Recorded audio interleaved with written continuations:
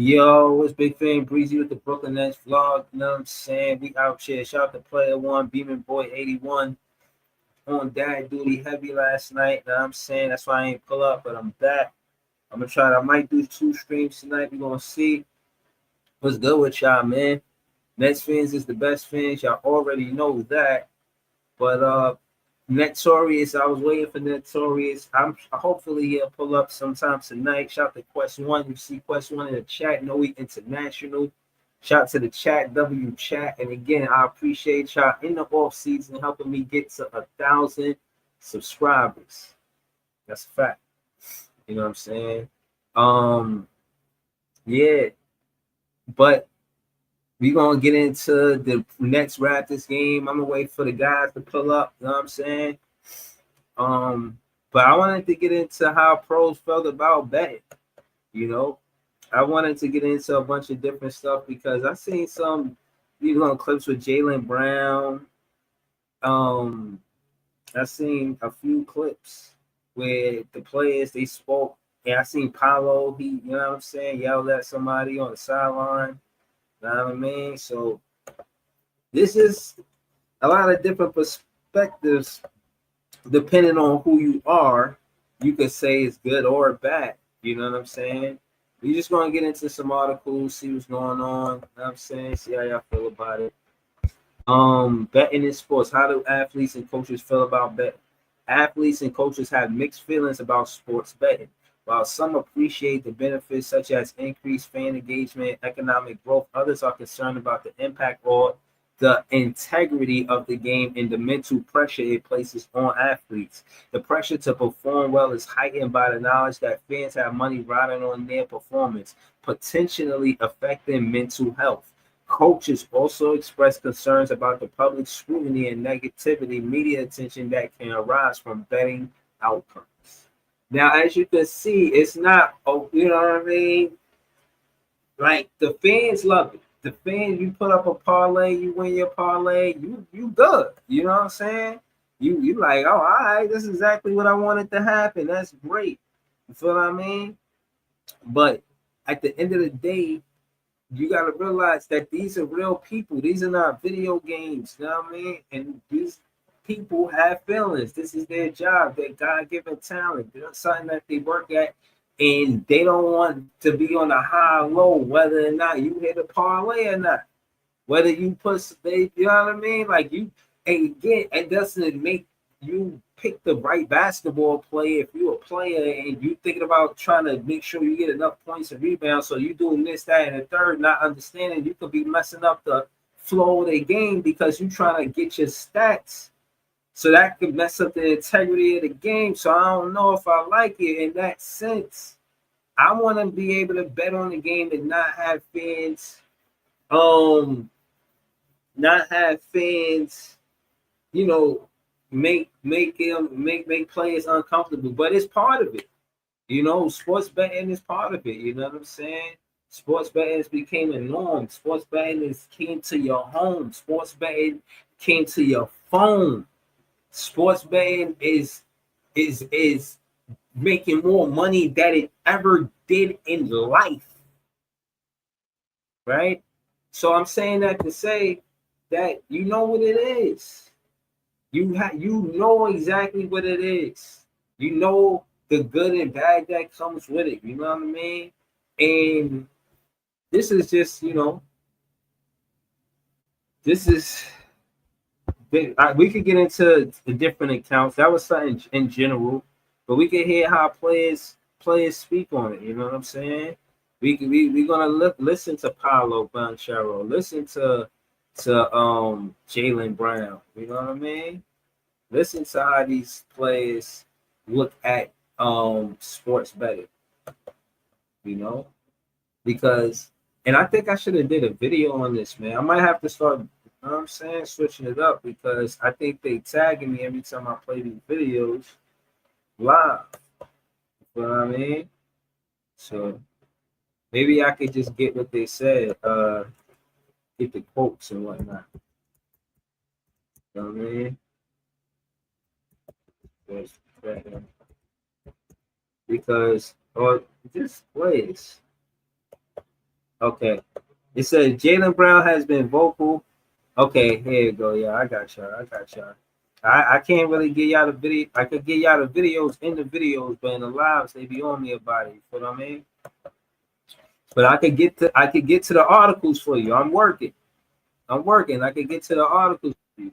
Jaylen Brown has been vocal about the growing influence of sports betting culture on fan interactions.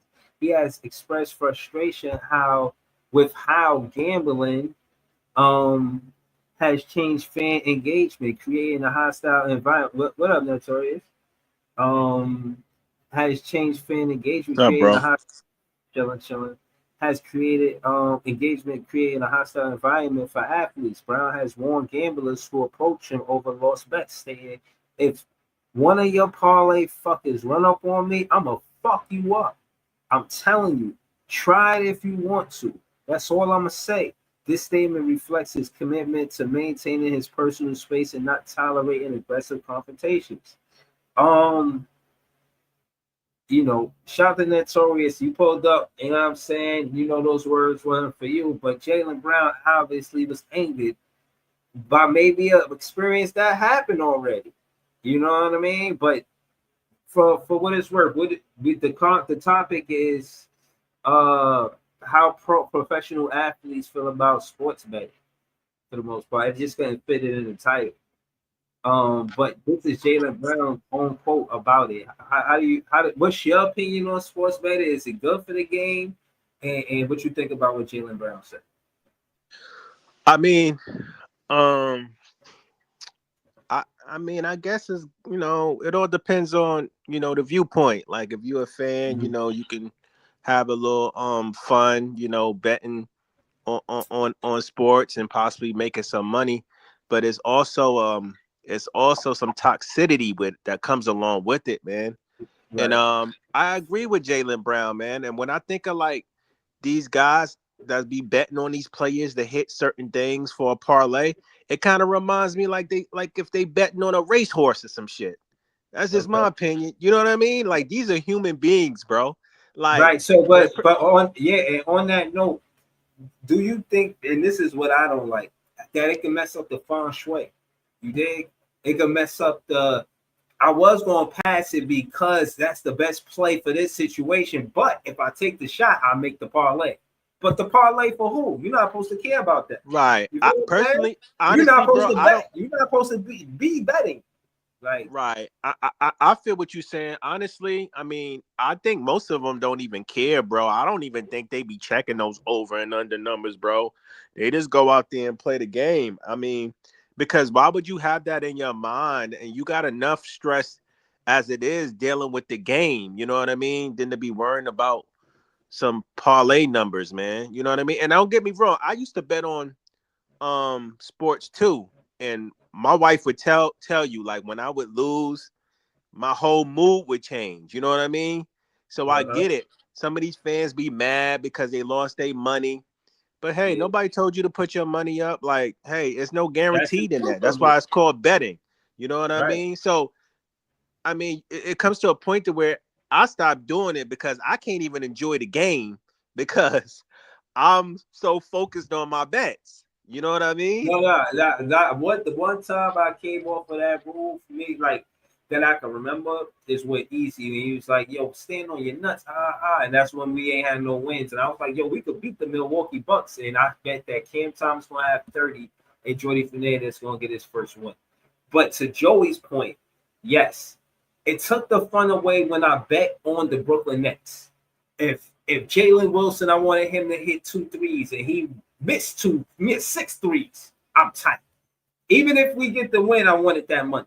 So Exactly. to make peace with myself and me as a Nets fan, I said I'm not betting on Brooklyn Nets games. Like, yeah, I'll bet a Knicks fan that the Nets will beat the Knicks just for the culture, for the game, for the love of the game. Even if the odds against us, I still do it for the love of the game. Now I'm saying that to say that bet like $5, $1, and I ain't even, you know what I'm saying?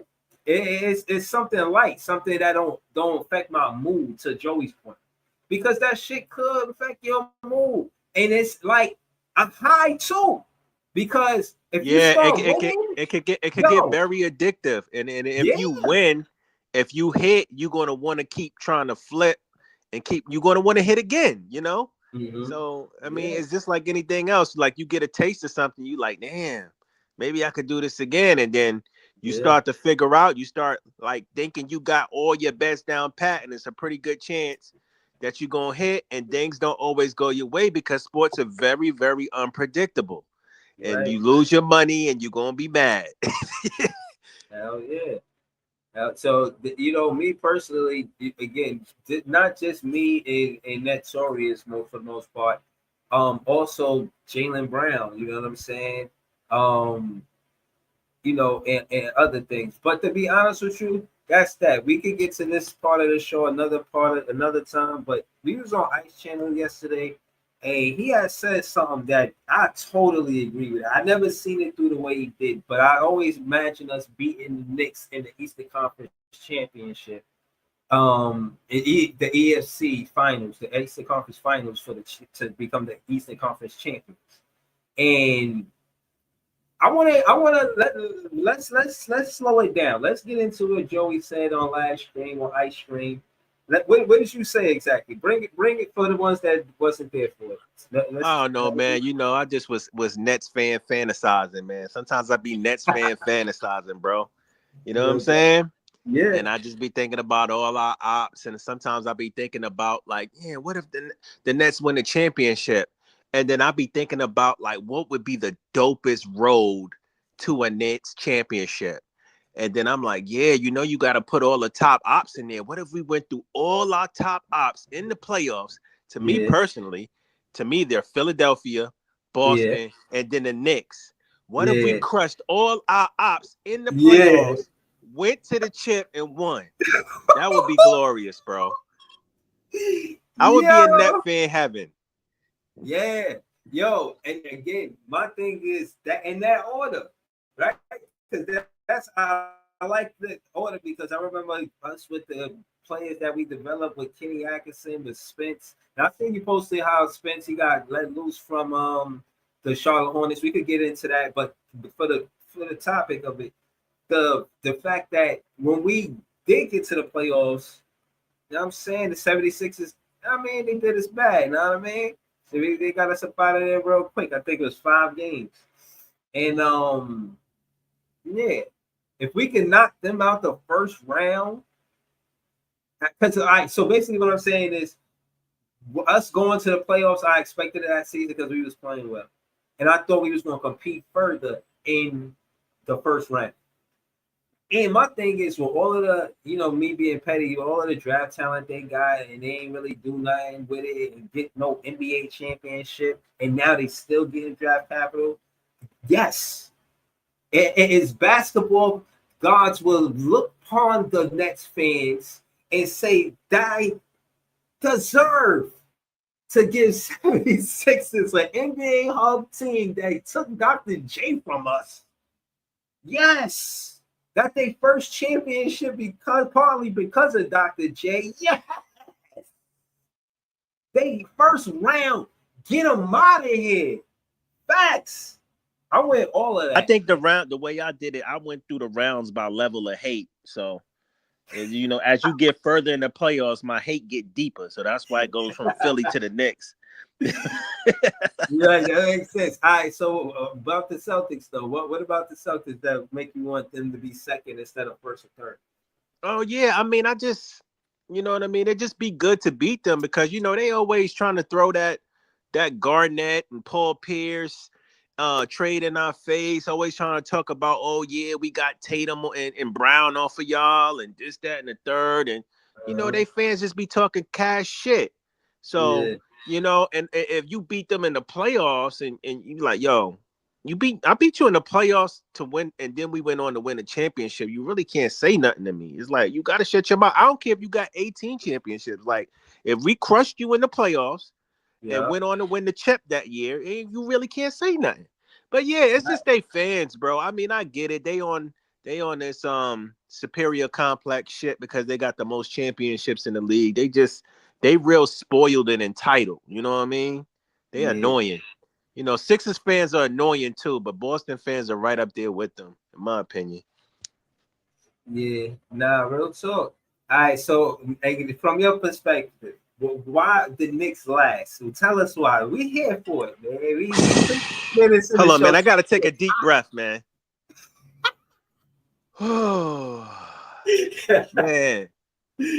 man, man. Listen, I'm gonna tell y'all a true story, man. I became a Brooklyn Nets fan, right?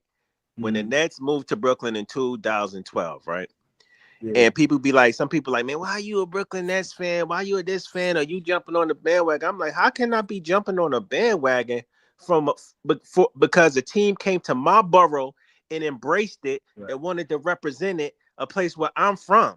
But I'm jumping on a Facts. bandwagon? That's crazy to me. But anyway, You're right. so as I started to get into the Brooklyn Nets, and I didn't care, man, because I'm Brooklyn everything, all day, every day. I don't care. It was easy for me because I never really liked the Knicks. You know what I mean? I wouldn't hate them, but I never really cared for them either at that time. But once I Right. became a Nets fan, and then I just started paying attention to how they fans move, and then I just started paying attention to the history.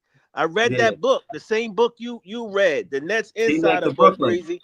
Yeah, That's where. the That's what. history of That's what. anybody Yeah. out That's what there. the drug of the Listen, dragon. if you a Oh. Nets fan, this is a must read. A history of the Nets from Teaneck to Brooklyn. You could get it Yes. off Amazon. It's about like a Yes. $15-$20 book. Great read. If you're a Brooklyn Yes. Nets fan, it's a must read. So Facts.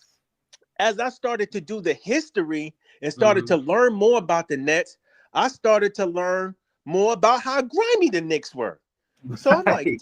damn, Right. these motherfuckers were some really, really hating grimy motherfuckers, right? And they really, really tried to like play the Nets. You know what I mean? So Word. you add the history between the Knicks and the Nets. I'm talking about going all the way back to the late 60s, early 70s, ABA up into the NBA days. The Knicks didn't want the Nets playing in New York City. The Knicks tried to bankrupt the Nets so they couldn't buy into the NBA. Mm-hmm. They wanted to try to destroy the Nets, and they wanted to make sure that they had the New York market all to themselves. So Mm-hmm. I'm like, Facts. yo, yeah. So when I really did the history behind the whole New York City, basketball scene between the two franchises, and I started rooting for the Nets, and then on top of their fans being OD annoying, I'm like, yeah, I don't like these dudes, man. I can't Yeah. fuck with them. I can't. Yeah. I Yo. can't. I just don't like haters, man. Yeah. Yo, So this shit is wild, bro. I think so. Okay, so when you say we get past the Knicks in the third round, what is the scenario that you? Is it 6, 7 games? What do you see? man, I don't even really care as long as we clean them up. I want them to be. I don't know, matter of fact, I want it to be. I want it to be Game 7. I want them to be. I want them to be so close to getting to the finals, but Right. we get them out of there. Right. You know what I Yeah. mean? Yeah. No, I want them to I would taste share it. that. I want them to be Yeah. able to taste it, and then the Brooklyn Nets just snatch it away from them. Yeah. Yo, That's what I want. listen. I Yeah, want to I want. crush them. I want to Yeah. crush their hearts. Yeah. Hell yeah. Yo, and that's what I'm saying. Like, the reason why, and I'll be honest with you, you know what I'm saying? Get a lot of my narrative, and the reason why I feel the way I do is because of this book. Now, mind you, I bought the book because I wanted to be a better podcaster. It had nothing to do with the news, right? But when I'm reading the book and reading how we were really trying to get into the market, like slowing down what Joey said, and try to, you know what I'm saying? We was a New York team already. We was the New York Nets. And again, it was like, in my opinion, the ABA, when you read the book, you talk about the impact and influence, how the wing and the point guard was very relevant in the ABA and brought Mm, that style of play to the NBA. because the NBA was big man dominant. Like, throw the ball into the big man, that's who's gonna win the game. Whoever got the biggest man on the post. You know what I'm saying? And I like the book for articulating that part of the basketball. You know what I'm saying? Yeah. Explaining why the merger happened and explaining how the NBA benefit from what the ABA was doing that the NBA wasn't doing, But the was doing ABA was because more of the ABA. the ABA was more entertaining.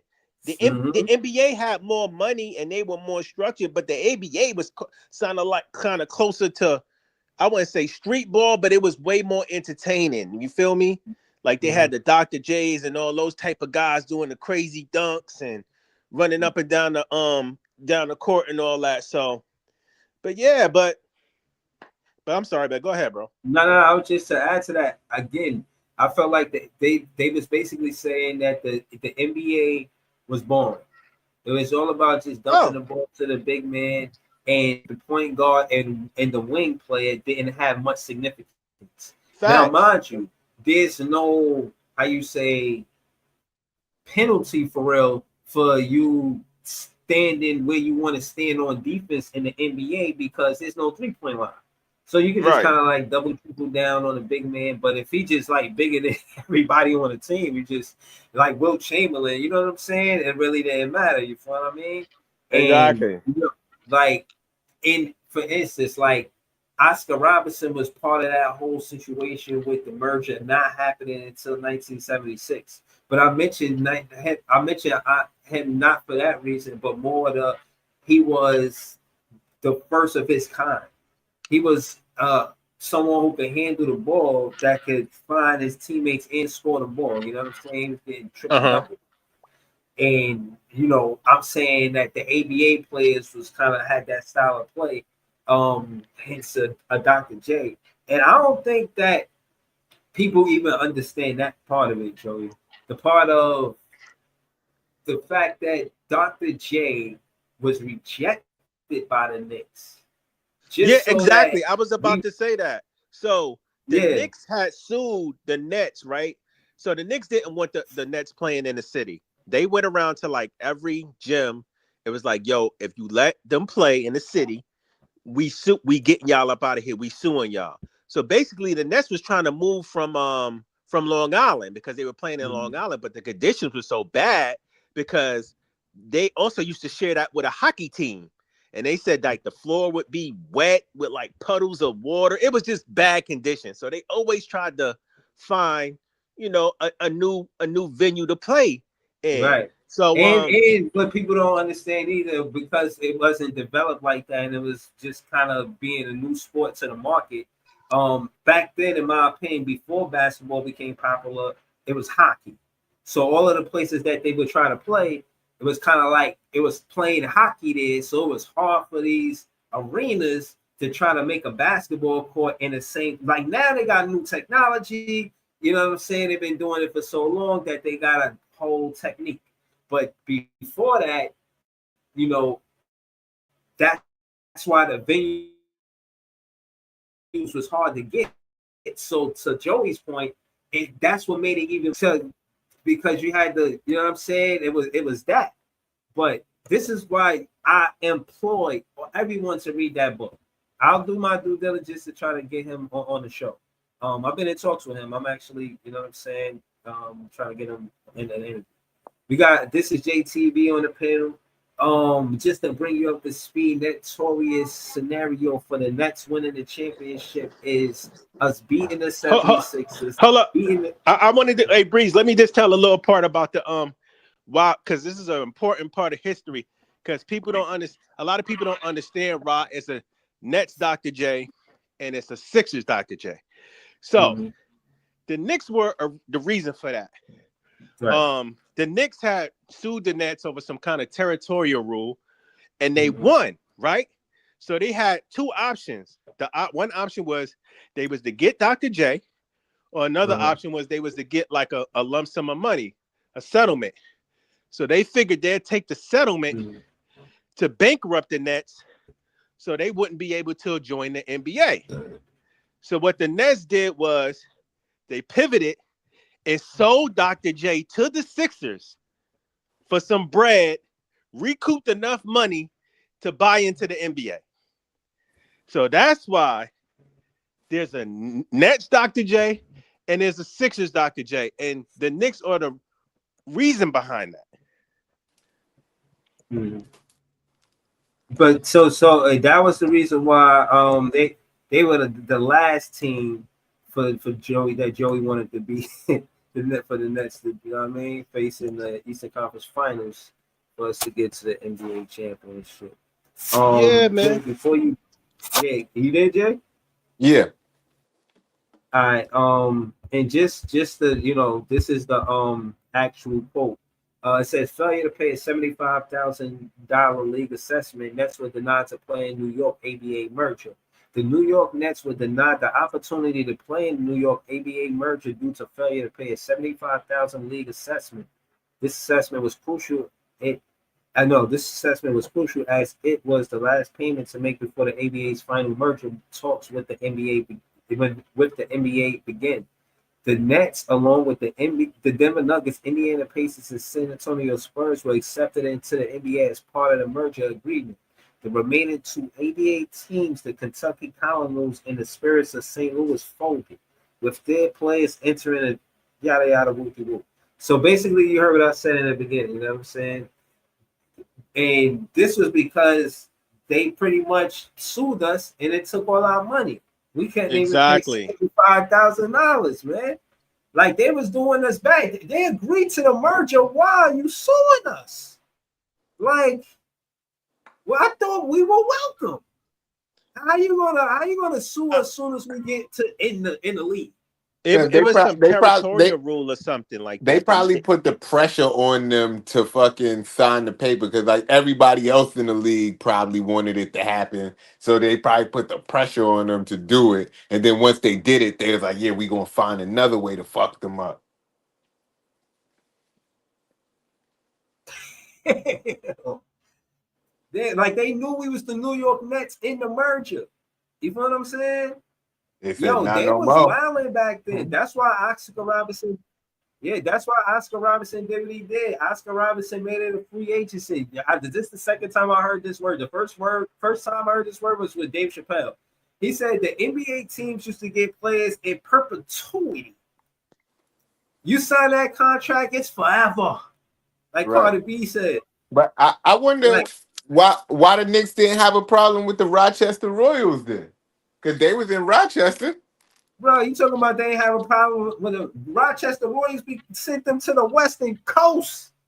They went to the West Conference. The Rochester Royals. I think the Knicks were concerned about another team playing within inside of city limits. They ain't care about all that other stuff. That's why the Nets had them to the Western. But wasn't the Nets in Long Island? So that's but that was the ABA though. That was the ABA days. All right, so when they was trying to come to the NBA, where they was trying to play at? They was trying to play within the city, and the Knicks wasn't having it. They didn't want another team playing in the city. They wanted to be the only ones playing in the city. So it was some thing called some territorial rule or something like that. Territorial rights. Yeah, right. Territorial rights, and that's how they got hemmed up in court, and the Knicks won. So the Knicks kind of like tried to bankrupt them and took money, tried to bankrupt the franchise. So yeah, from winning that lawsuit. So yeah. Word. Shout to Range Rove. Salute, chat, smash the like button, please. I ain't never hear that. I'm the Rochester Royals though. Damn, I ain't never hear that. Yeah, what team was that? What team that turned into? That's the Kings. Yeah, okay. That's what I'm trying to say. Like, bro, he talking about they ain't had no problem. They play in a whole different side of the world, not world, but country. But they was in Rochester first, and the Knicks was there too. Yeah, but that's what I'm saying. That's because that's how it started. They're gonna start like that because they started in New York. So yeah, but what I'm saying to your point about the territorial thing, they was territorial, bro. They sent them to a whole other situation. Mind you, how do we know we sent them? They could have. We don't know the Knicks is why they moved, or do we know? True. I'm saying I don't know that, but I do know that And I'm just saying, if it was a 2-team town from the start, well, a 2-team state from the start, how could they get all territorial after that? Like it was already 2 teams in the state. What I'm I saying think I is, think when it's they different started to reasons get for it. It's murky not was like that's with just the the one reason. NBA merger though, because they was letting them live with because one was in the ABA and some teams were in the NBA. So I think the Knicks were in the NBA, right? Yeah. They were in But the look, NBA, but so Pete, they was letting the Nets live, but the Nets were playing out in Long Island. They were in a different league, but the Nets was trying to inch into the city. They was like, nah, we want to play in the city, and the Knicks was like, nah, they wasn't trying to Yeah. share that market. Yeah, that's what I was trying to ask. Like, if the Nets was going to play in the city, where they were supposed to play they wasn't going to play at the Garden too. So where Nah, they they was was going to play? trying to find a spot to play in. Like, I guess it was like I don't. What did they used to call them like armories or something? I guess it was like different gyms Yeah, or yeah, different venues throughout the city. The Nets. That's the thing. They were trying to find a venue or a home to play in, and they were just playing at different random spots, but they didn't have anything solidified. But the Knicks did. The Knicks had a solidified spot, but the Knicks was like, nah, we don't want them playing in the city. This is our territory. Like, this is us. Like, this is ours. Like, nah. So so but my thing is, yeah, whatever. But don't make us sell our best player. They deconstructed our championship roster. The right. last championship in the ABA league was won by the New York Nets. We had Dr. J and Brian Taylor, who we met at the park. You know that, Jay, and other players. But that being said, bro, they ain't let us have that same roster going into the league NBA. Imagine the Nets having the same championship roster going into the NBA. But you know My, what? The Knicks is yeah, stupid because they so petty that they figured that if they took the money, they would bankrupt the Nets and the Nets wouldn't be able to buy into the NBA. That they turned down Dr. J. If they would have got Dr. J, they would have right, been crazy. right. But they were so petty. They're like, nah, yeah. we rather bankrupt these niggas so they don't buy into the NBA. We don't want Dr. J. They probably would have won some extra chips Yeah, for sure. because they had a championship roster from a few years before, and then adding Dr. J to it probably would have helped push them over the hump. Yeah. But that's cool, man. This is what it is. But hold on, Jay, what you think about that? Just beating the 76ers the first round, Celtics second round, Knicks third round, and then he said Lakers in the finals. Was it the Lakers in the finals? Honestly, Yeah, I heard him when he said it yesterday. It is a dream scenario, but I don't really care about that. I just care about winning the chip. Like it don't true. matter. It don't matter who's in the way. But that would be the dream scenario. But it's going to be like 1,000,000 to 1 odds for it to shake out like that. Right, right. But Like I But said, hold on, I no. was But what just and hold on, let me say this real quick, Joey. What I wanted to add to the conversation is about Rochester Royals becoming the Sacramento Kings. In the NBA, they knew their biggest markets were New York, right? They gotta use New York, they gotta use LA. When you think about California, you look at how many teams is in California. Mind you, the Lakers was in Minnesota. They didn't want them in Minnesota. The same way they didn't want the Lakers in Minnesota, they didn't want the Royals in Rochester because it's hard for fans to, how you not making no money for real. Like it's hard for people to exactly. get there. You got, you know what I mean? We gotta make the left at the next farm and then make two rights at the next two apple farm and then the orange farm. Nah, you need some easier shit for the fans to get to. You feel what I mean? Now I think Sacramento. I mean, you got Sacramento, you got the Clippers, you got the Lakers, you got the Golden State Warriors. Am I missing any teams? No, those are the four. That's 14. That's intentional. 4 teams in California, they got, you know what I'm saying? That's marketing. And we in New Jersey, we looked at how many different places that the Brooklyn Nets played. That's why it's important for us to be where we at. People in the chat talking that go back to Jersey shit, man. Hell no. I always kick Exactly. up That's what dust. be The Nets pissing ain't me never off. I'm leaving like, Brooklyn. That y'all shit don't gonna even be really. we gonna play there forever. What are you talking about? And that's why they be pissing me off because I'm like, y'all don't even really know y'all Uh-huh. history for real. Like the Nets been in New York since the ABA days. Like, what are you talking about, Word. bro? Like, and in the book it explains that the owners named after when they got into the NBA, they named the team the Nets to go along with the Mets and the Jets, the other two teams, the baseball and football team in New York. Real rap. Like, and no disrespect to my Jersey heads, because I got love for y'all. It's both of our team. But what I'm saying is, like, the Nets was always had their eyes on the prize for New York. It really was always a New York team. They just got pushed out to Jersey because they had no choice.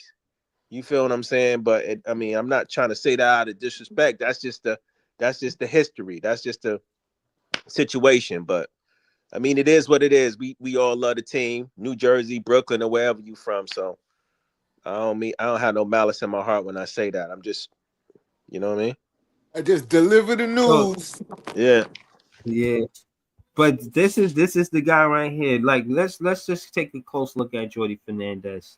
Now, this guy, he's up and down the sideline, hands not in his pocket, talking to the ref, complaining to the ref, telling the ref, get it right. I'm fighting for my job over here. What he say? I'm fighting for No, my he life. said that. Nah, you making that up, bro. He didn't say that. I ain't see him say that. I was just guessing. I know. But I seen him on the sideline giving the ref an earful. He had the most challenges last year.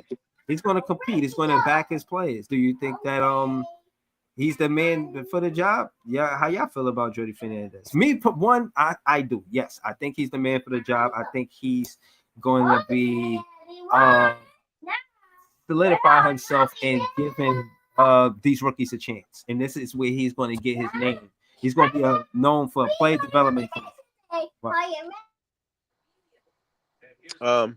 I think he go. I like Jordy. I like Jordy personally. I think he's a good young head coach, man. And I think as time goes along, he gonna get better, bro. That's just my opinion. I like him. He's smart. He's not afraid to try things. He got a good feel for the game.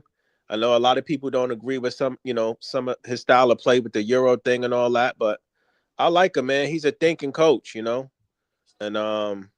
it's been a long time since we had a coach like that, like a good X's old coach, a thinking coach. You know what I mean? That got a good feel for the game. So, I think and he's also, it seems like he's a good developer. So we'll see, man. He got a good track record. I think we got it right with Jordy. That's just my opinion.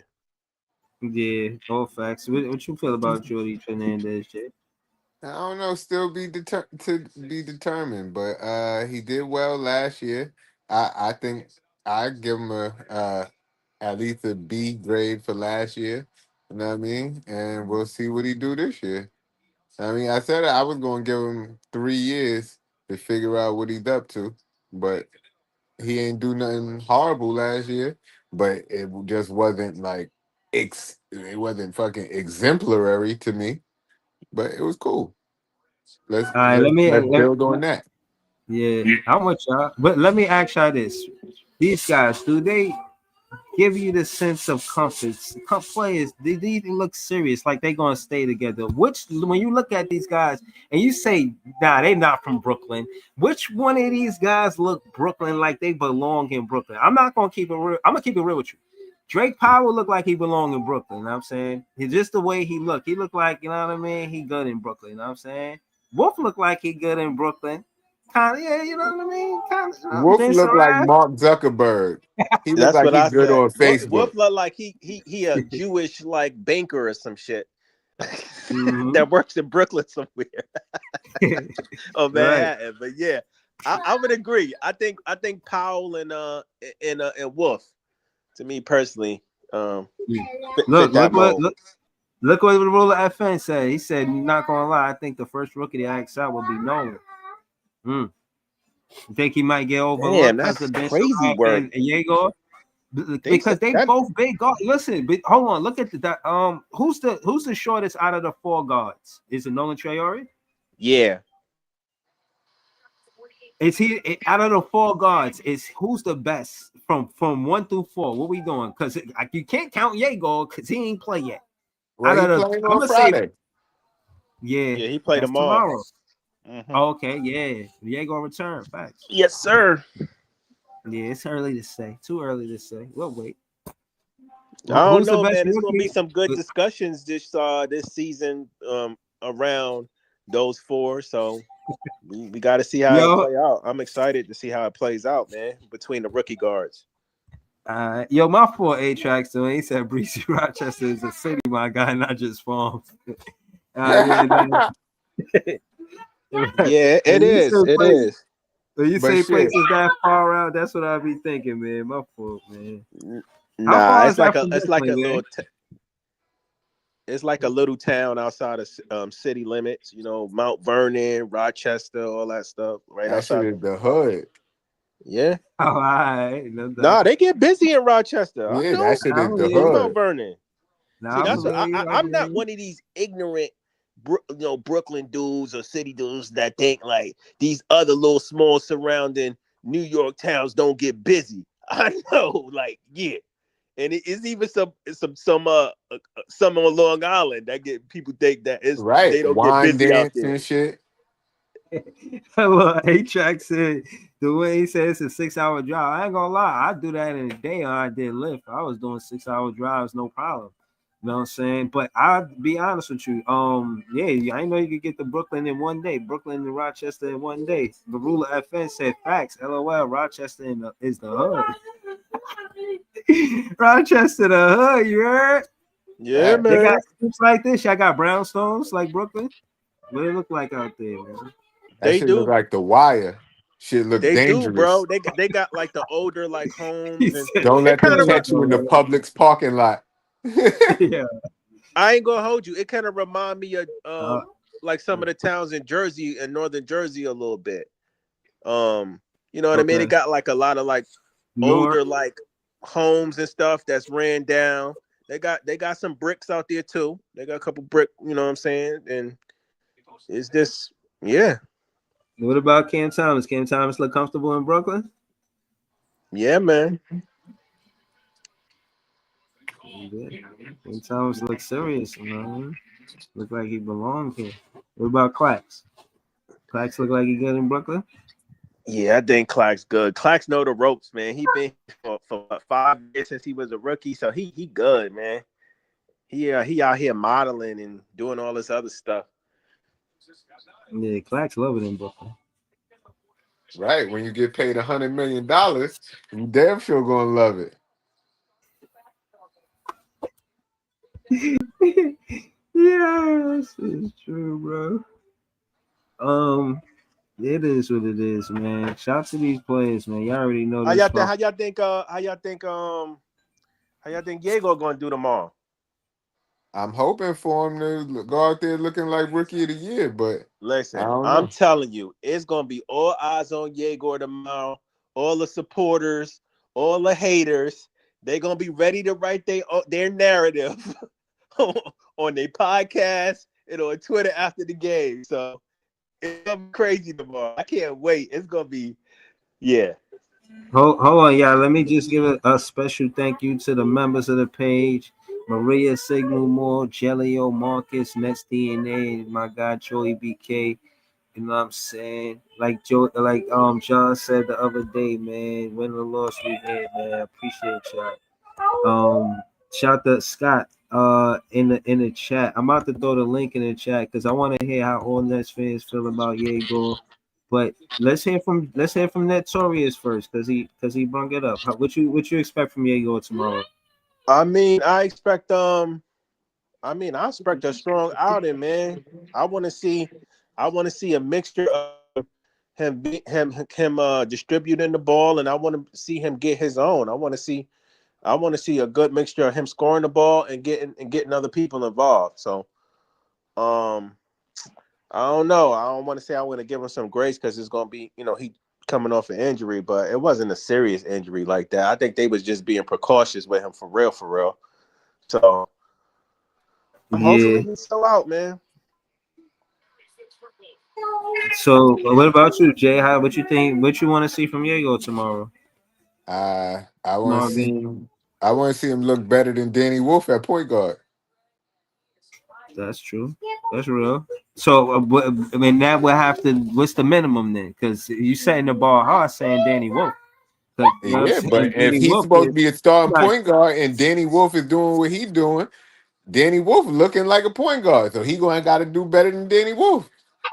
say what you looking 10-8. I'm me person Jay. I want to see 10-8. Show me 10 points, 8 I assists. agree. I think that's fair. 10-8 would be dope. 10 points, 8 assists, 4 or 5 Yeah, boards. I'm good with yeah, that. yeah. I could do. Yeah, you starting point guard for the Brooklyn Nets. You could do that. And let's not pretend Ben Seraph ain't set that bar with that 11 assists. I ain't gonna lie to you. You gotta give us 8. You got the number 8 on. You know, Yeah. like you gotta give us 8 assists. You know what I'm No, saying? but it also depends on how much minutes they give him too, though. So Right. yeah. It is that. But you know, Yeah, another factor thing that in. that shows a winning point guard, him using his height is paint touches. You know, get to the paint at least, man. You know what I'm saying? I think that Diego and Ben Seraph should be able to rise above. Like the defense should be mad that you getting paint touches. If these two players learn how to get paint touches, man, they gonna be good, bro. Diego, Ben Seraph set that ball. Ain't gonna expect what at the first game because if Ben Seraph first game wasn't 11 assists, it was like the second Nah. or third. Yeah, like yo, it's a marathon. It's not a sprint. Facts. Yep. That's a fact. I ain't really looking into much. I'm not looking into it too much if he doesn't play good tomorrow. I'm just saying I know Nets world. They gonna be waiting. I mean, like I said, it's one side of the aisle who think Yegor was a great pick, and he's gonna be good for us, and then there's another side of the aisle that's not sold on him being picked at 8.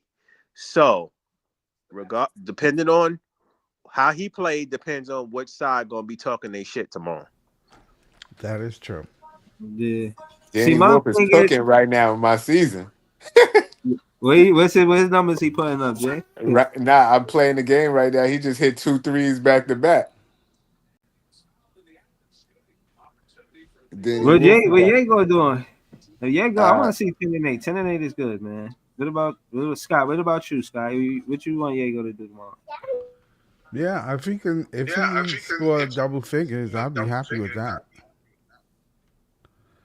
Yeah, I think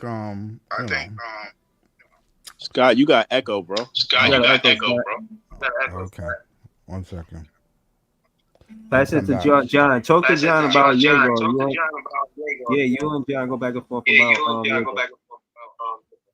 Hey guys, listen, I'm excited that we get to see Yegor play basketball. Like, it would have been a little worrisome if he had to start the season not playing, but seems like he's on track to start tomorrow, and then he'll be ready to go next week for the first game on Wednesday against the Hornets. We just want to see what he can do, but so far he's shown good leadership skills. He knows he has to get stronger as a player, so there's a lot to feel good about with Yegor, and just having him play with his Flatbush 5 teammates is definitely going to be interesting. I think it is very interesting to see if they actually will play Seraph and Yegor on the court together. We already know they want to experiment with Yegor as a point forward, and Seraph does has a playmaking IQ, but of course Yegor has great passing abilities. So maybe originally we thought that we wouldn't see those two guys share a court whatsoever, but maybe tomorrow Jordy will tinker with that to see what Seraph and Yegor could do together, especially next to a scorer like Cam Thomas. Having two playmakers next to him might make it a lot more dynamic as far as shot passes and all that. So I look forward to seeing what Yegor does tomorrow. It's good to have all the Flatbush Five available to play some minutes in this last preseason game. So, yeah, excited to see Yegor play tomorrow. And shout out to Danny Wolf. They asked a lot of the prospects today who would they like to face in the NBA, and Danny Wolf said Cooper Flag. He wants the smoke. Woo! I Danny like Wolf it. wants to take on Cooper, man. So I'm like, let's go, man. I'm excited with Danny Wolf's progression. I can't wait to see what he does tomorrow, but I just hope all 5 of these guys get good minutes this year to prove that they belong and prove they're the future of this team. But it's great to have Yegor be ready to go tomorrow because he is going to be very important for this first year of development for the Brooklyn Nets. Yeah, I think they're gonna play. Oh, I still got an echo, right?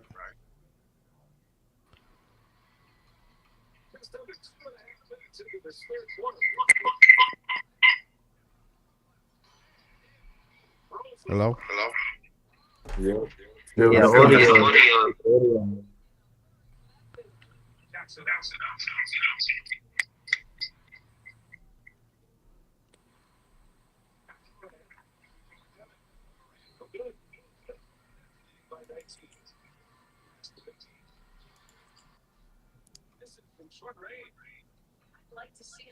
All right, yeah.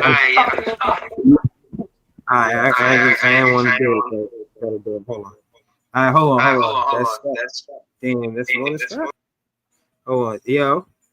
All right, that was Scott or John. All right, John, Scott, y'all gotta fix that. You know what I'm saying?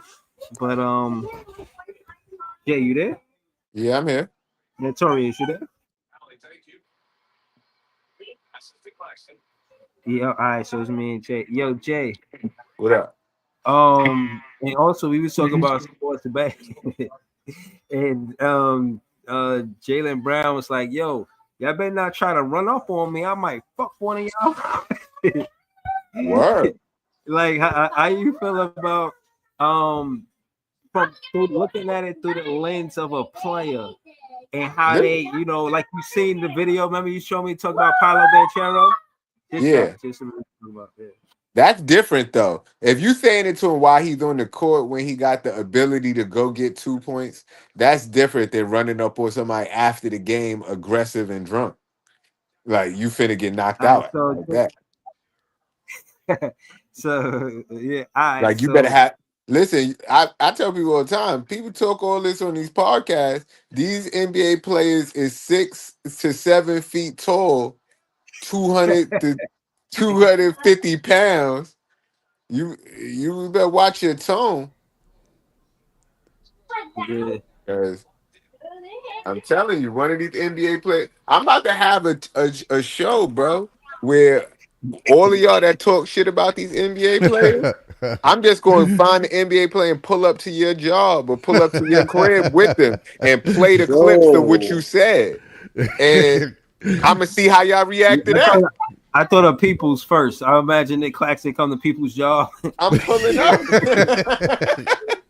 Just me and Nick Claxton. Yo, Peoples. That is wild. Somebody here to see you. John better worry about too, Sean John. Mark. Sean Mark Bro, ain't John sure. pulling up with Cam Thomas, Claxton. They going to jump you. I'm pulling up with like 5 of them. Scott, Martin. Wait, Scott. Whitehead. Scott, I think Sean's gonna have to worry about over 1 million pissed off Brooklyn Nets fans if they don't get a top 4 pick next year. So I think I'm the least. I think I'm the least on Sean with the fans. Yeah, pull up on Sean with the fans. No, but I want to say this too. Like, as much as there's a little divide between the tankers and non-tankers, we should look at some of these NBA media heads. They're just calling out the Nets, saying we have like one of the worst teams ever. Zach Lowe and Bill Simmons. I don't know if you saw that post highlight I posted up on Twitter. It's like these guys are talking mad smack of our team. It's like, listen, at the end of the day, we know we're in a rebuild situation right now, but still, it's really the front office's problems that why we're in the situation we're in, not because our team is just horrible to be horrible. At the end of the day, we're trying to build Zach Lowe and here. them never gave Brooklyn props. I don't understand how you could be mad at that, John. No, because Zach Lowe said we have like one of the worst team names in NBA. I'm like, what? Where's this like hate come from? Yeah, I'm like, what the hell?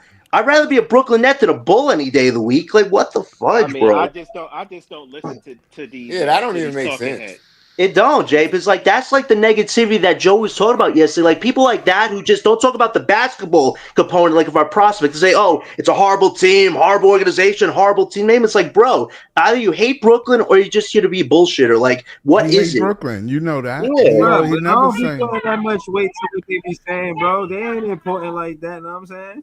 Exactly. Like, not to say it like that, bro. But Nets fans got their own energy, bro. We don't be listening to their narrative and then looking at it from their perspective, bro. They got a job. They doing their job, bro. They got us talking heads. But other than that, do I agree with them? No, bro. Like we get the introspective of this team. We the one watching the games and you know what I mean, quarter by quarter. Like gotta tell each other, like, yo, yeah, I only see the second half. Like, cause some fans is watching the first quarter to the fourth quarter. I don't think they got a close eye on us. They got us for 2 national games. It's an 82 game season. You really think they watching those games? Exactly. Like they don't understand what we understand. We know the potential of the team. We know they should be listening to us. Not the other way around. Yeah, and it's interesting that Zach Lowe keeps going at us because he's the one that led the Cam Thomas ball hog thing this past summer. Remember, he kept saying, "Oh, Cam's been a ball hog his whole career." Last year, in the 25 games, he wasn't. He wasn't in those last 25 games last year. So I don't know why Lowe was really beating that to death about that. Like at the end of the day, it seems like you just don't like Cam as a person. Like if you're going that direct. They said I thought that was you. I'm crying. Wait, what? I said, oh, Zach Lowe led the Cam Thomas hate campaign. I thought that was you. My bad. Nah, it wasn't. Hey, I've given I Cam his thought you was the props. king of that. I've given Cam his props. I've given Cam his props. I've done the Chef Killer Cam highlights a few times, man. You know I try to keep it fair, but Maybe he go in that Brooklyn because Cam told him off on Twitter and called him a clown. I don't know. Yeah, Probably. that's what it was. Probably. Zach Lowe is a nobody, bro. I don't pay attention to these talking heads. All they do is talk, and pivot and change their mind every damn 15 days. Who cares? yeah, was he with ESPN? He got fired. Now he's with Bill Simmons. Wow, talk about a downgrade. If we keep it 100. Like, come on, bro. Like, just focus on what the team is about. Not that we have a horrible team name and we have all these coaches we've been through. Listen, it's been a bumpy ride the last 10 years, but we're still Brooklyn base members at the end of the day. These other people, they're the real flip-floppers. They'll only praise us once a Giannis or John Morant comes to this team. And they'll be, oh, Brooklyn, we're on the comeback trail. Right now, they're just staring at us because they think we're just going to be nothing the next 10 years. It will eventually change in Brooklyn. No matter how bad it looks, there is a process here, and we will get through this. We're going through the worst times right now. The best are ahead of us, though, for sure. Yeah, that's why I don't. I was looking for the content he was talking about. He said, "Y'all seen that clip from Swaggy P?" I was looking for it just now. I couldn't find it. Yo, what up, Brooklyn LM? Go ahead, though, John. I was listening. Scott is back. You back, Scott? Yeah, I'm back.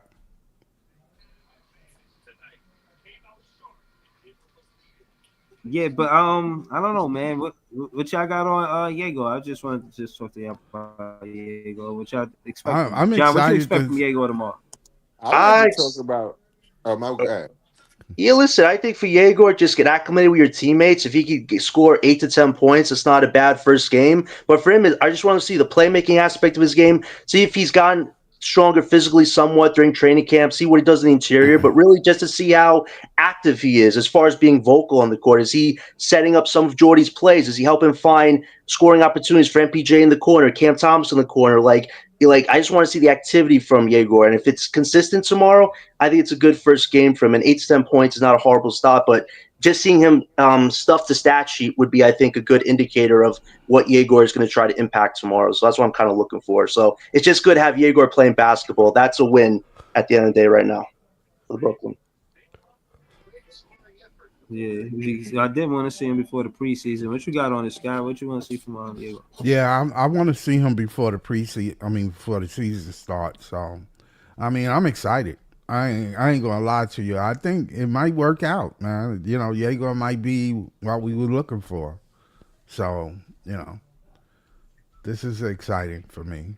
Yeah, I think Diego gonna do well, though. To be honest.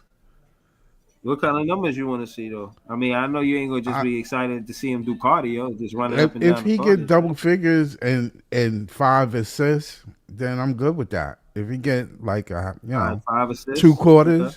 If he get 2 quarters in, then I'm good. I'm good with seeing, this way I can judge how he is, against NBA talent, so.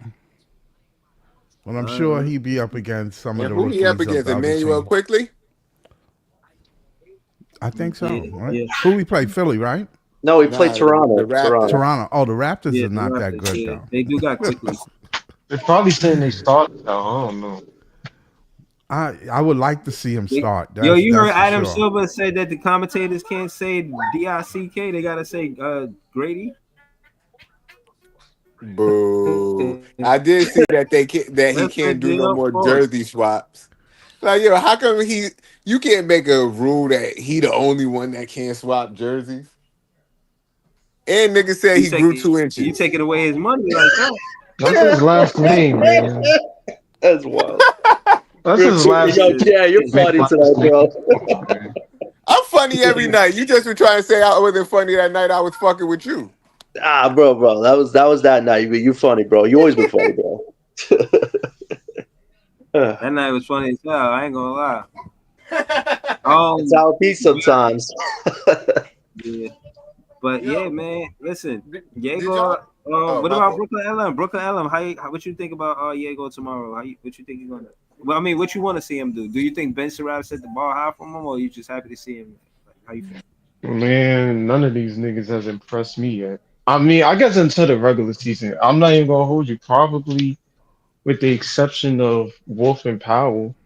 Um, I mean, I got now it's time to see what Diego got.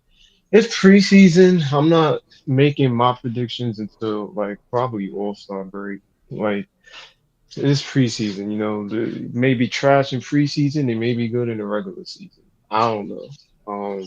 But I mean, from Yegor, as long as he do the little things, I'm cool. I want to see the jump shot, see how that's improved. His strength, that he gets stronger, his ball handle.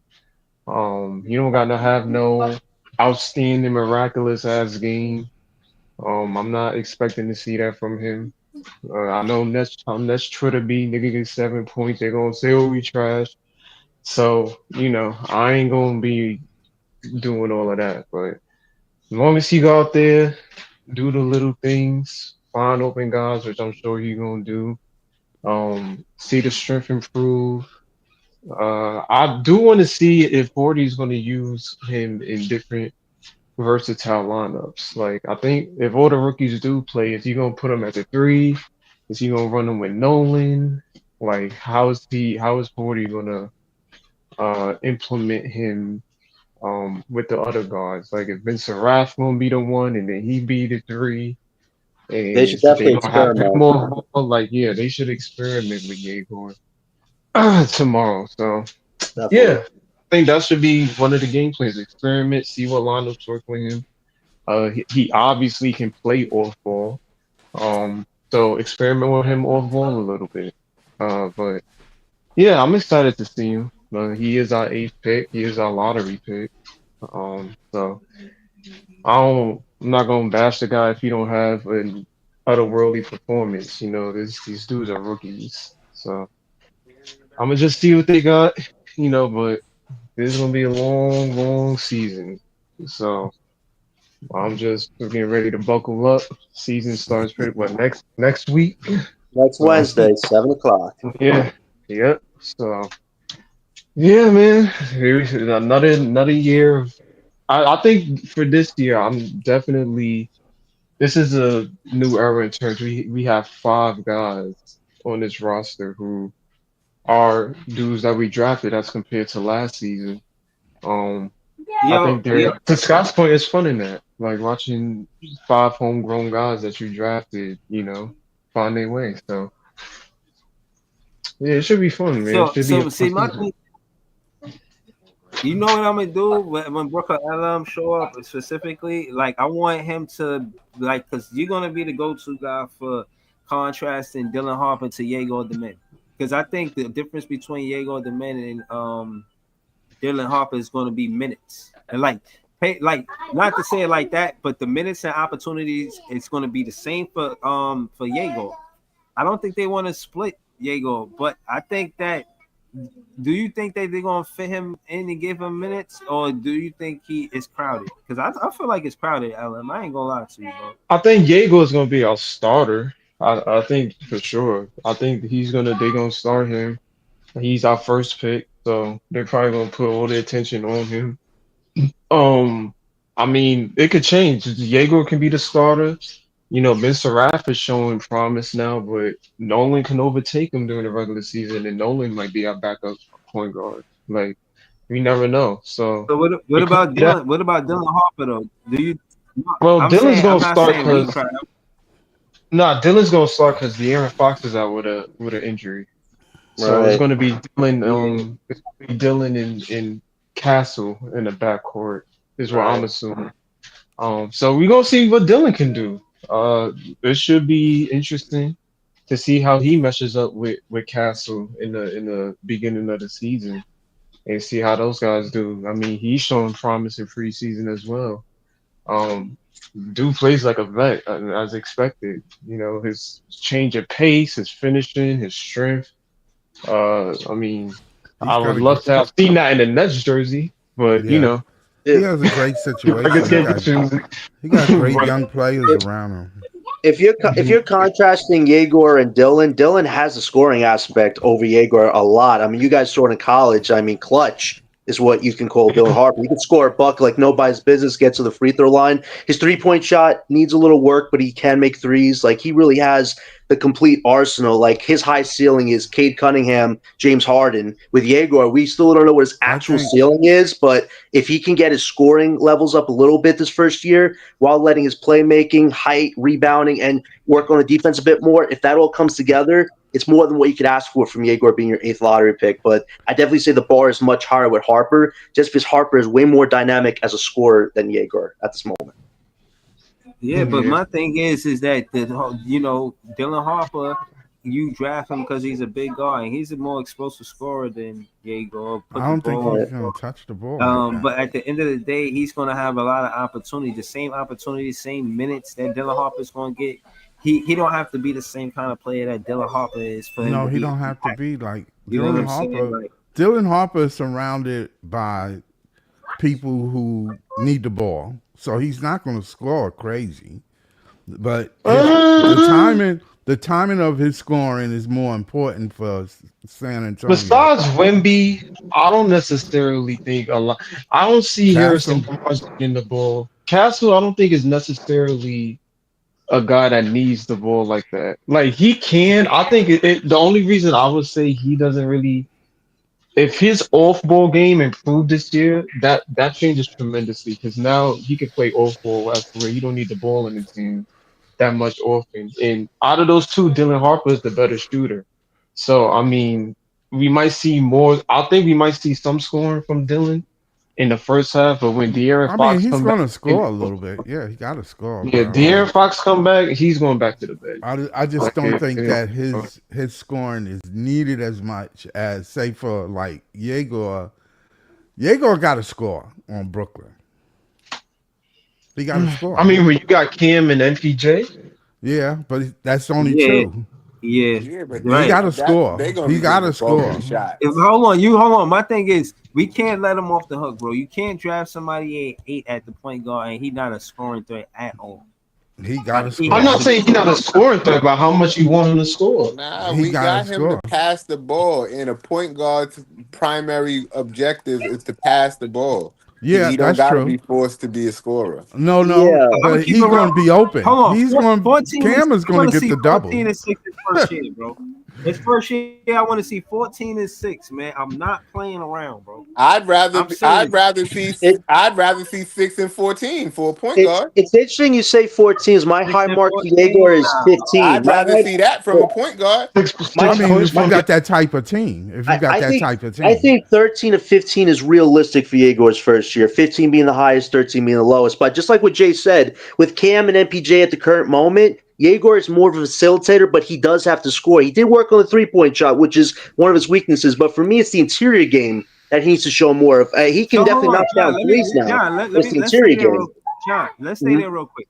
If he's more facilitator, and these players are quote unquote more facilitators, why everybody stressing, or you specifically, about Cam Thomas doing the other things? Like, yeah, you want him to rebound, but if these guys are looking for someone to pass it to, you're gonna be passing it to Cam Thomas. You don't think Cam need to find Yegor in the corner too? Exactly. That's right. You're right, LM. That's why I say he got to score. Don't do that. Give him credit, Brooklyn. LM. I'm just saying, kid. No, I'm not saying you wrong. Of course, I'm not looking for Cam to be no Magic Johnson. But what I'm saying is, that's what I'm looking for Yegor to be.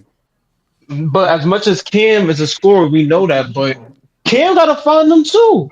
Yes, it's their job, but Cam also. I don't want Cam taking a shot and Yegor in the corner and nigga taking a contested mid-range or a contested 3. Pass the ball.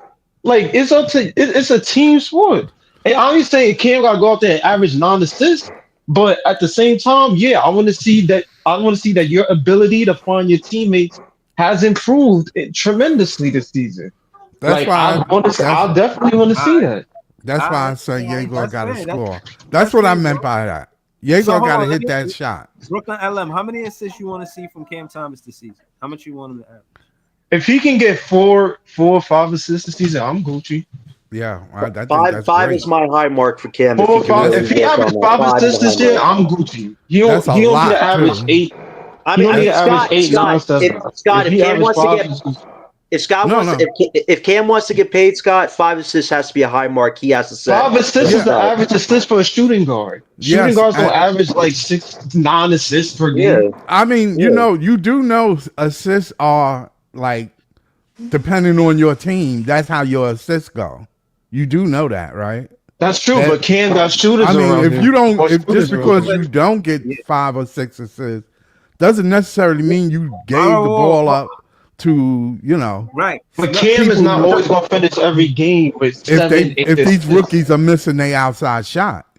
He don't always but gotta hold find on, an outside shot. It could hold be on. pick and roll. It can be Right, whatever Yeah, I'm you just want to do. saying if right. you miss your shot, that doesn't mean I didn't put you in the right spot. No. Hold on. Y'all have it. I want to slow it down because y'all having a good conversation. I want to get to that. Cam Thomas' assist is going to come from the PNR. That's for sure. He's going to do the PNR when they clacks, and he's going to get assists from that. And because I think if they send too many guys to Cam Thomas on the PNR when they claxing, bro, yeah, he's going to. Is Jago, Ben Saraf, Nolan Traore, Drake Powell? Are they going to knock down those shots? But if Yeah, you they want to got to see knock Cam down them Thomas get shots. assists, he could pass it to Zaire Williams or MPJ in the corner. You talk about the Well, corner three, put MPJ in the corner three when you got Nick Claxton in the PNR and you got MPJ in the corner on the elbow. Bro, yes, Cam Thomas is in a well, position to get assists. That's for sure. well, Breeze, For you sure. know most He of averaged 3 last season. well, It's not far fetched for him to get to 5 this season. I No, really no, don't it's think not. so. Yeah, It's not. I It's get well, what not, you're well, saying. Ella. well, You're right. Breeze, you know most of the assists this season will come off of knocking down threes. So whether Cam can find guys like MPJ, Yegor, Nolan, some of these guys in the corner, that will either help level up his assists or it won't. But that's could be one of Jordy's big parts of the No, I'm offense not. is knocking down No, threes. I'm not saying that. I'm saying that Cam Thomas get paint touches. Right? That's what I was going with. Cam Thomas With get paint touches, and if you want to get assists in this league, you got to get paint touches, and you got to make it count. Now, when they see Cam Thomas in the paint, they know he could get to that free throw line anywhere over there for the mini, and it's cash. Swish, right? They know, but Ben Saraf got to prove that he could score from there. Jago got to prove that he could score when he get the paint touches, whether it be all these Euro players, let them have a Euro step. You know what I'm saying? No, that's For real. fair. And one of Yegor's biggest weaknesses right now is his And, interior game, which has to get better. I right, agree with you and on that. because of that, hold on. Let me say this, guys. Hold on. What I'm saying is the defense cheats when the point guard can touch the paint. They got to come over and guard the rim or help guard the rim. You can't. You want the low percentage shot and taking the chance of making the play that's touching the paint, the point guard, Jago or Ben Saraf or Nolan Traore. Say they touch the paint. The defense got to cheat to come and make them throw the ball to the 3-point line at the corner or at the elbow, right? And then they want to make sure that they could they could cover the ground to get to the 3-point line to contest the three. But they got to know how to do that. And I'm saying it won't matter if they can't score when they touch the paint. They got to learn how to float it in for them to even do a PNR. You know what I'm saying? Like this shit is vital and important, and I think they can do it. And then and I'm only having this conversation to say and I stopped what y'all was saying to say that I know how Cam Thomas going to get his assists, but how is Ye going to get his assist? Can he work with Clowney? Do you want to see him in the lineup with Clowney? Do you trust the Jago pick and pop? Because I want both of them to be able to pick and pop. I want them You know to be what's able to work together, bro. you know what's so Jago interesting, and Clowney Breezy? they should be on the floor You, together.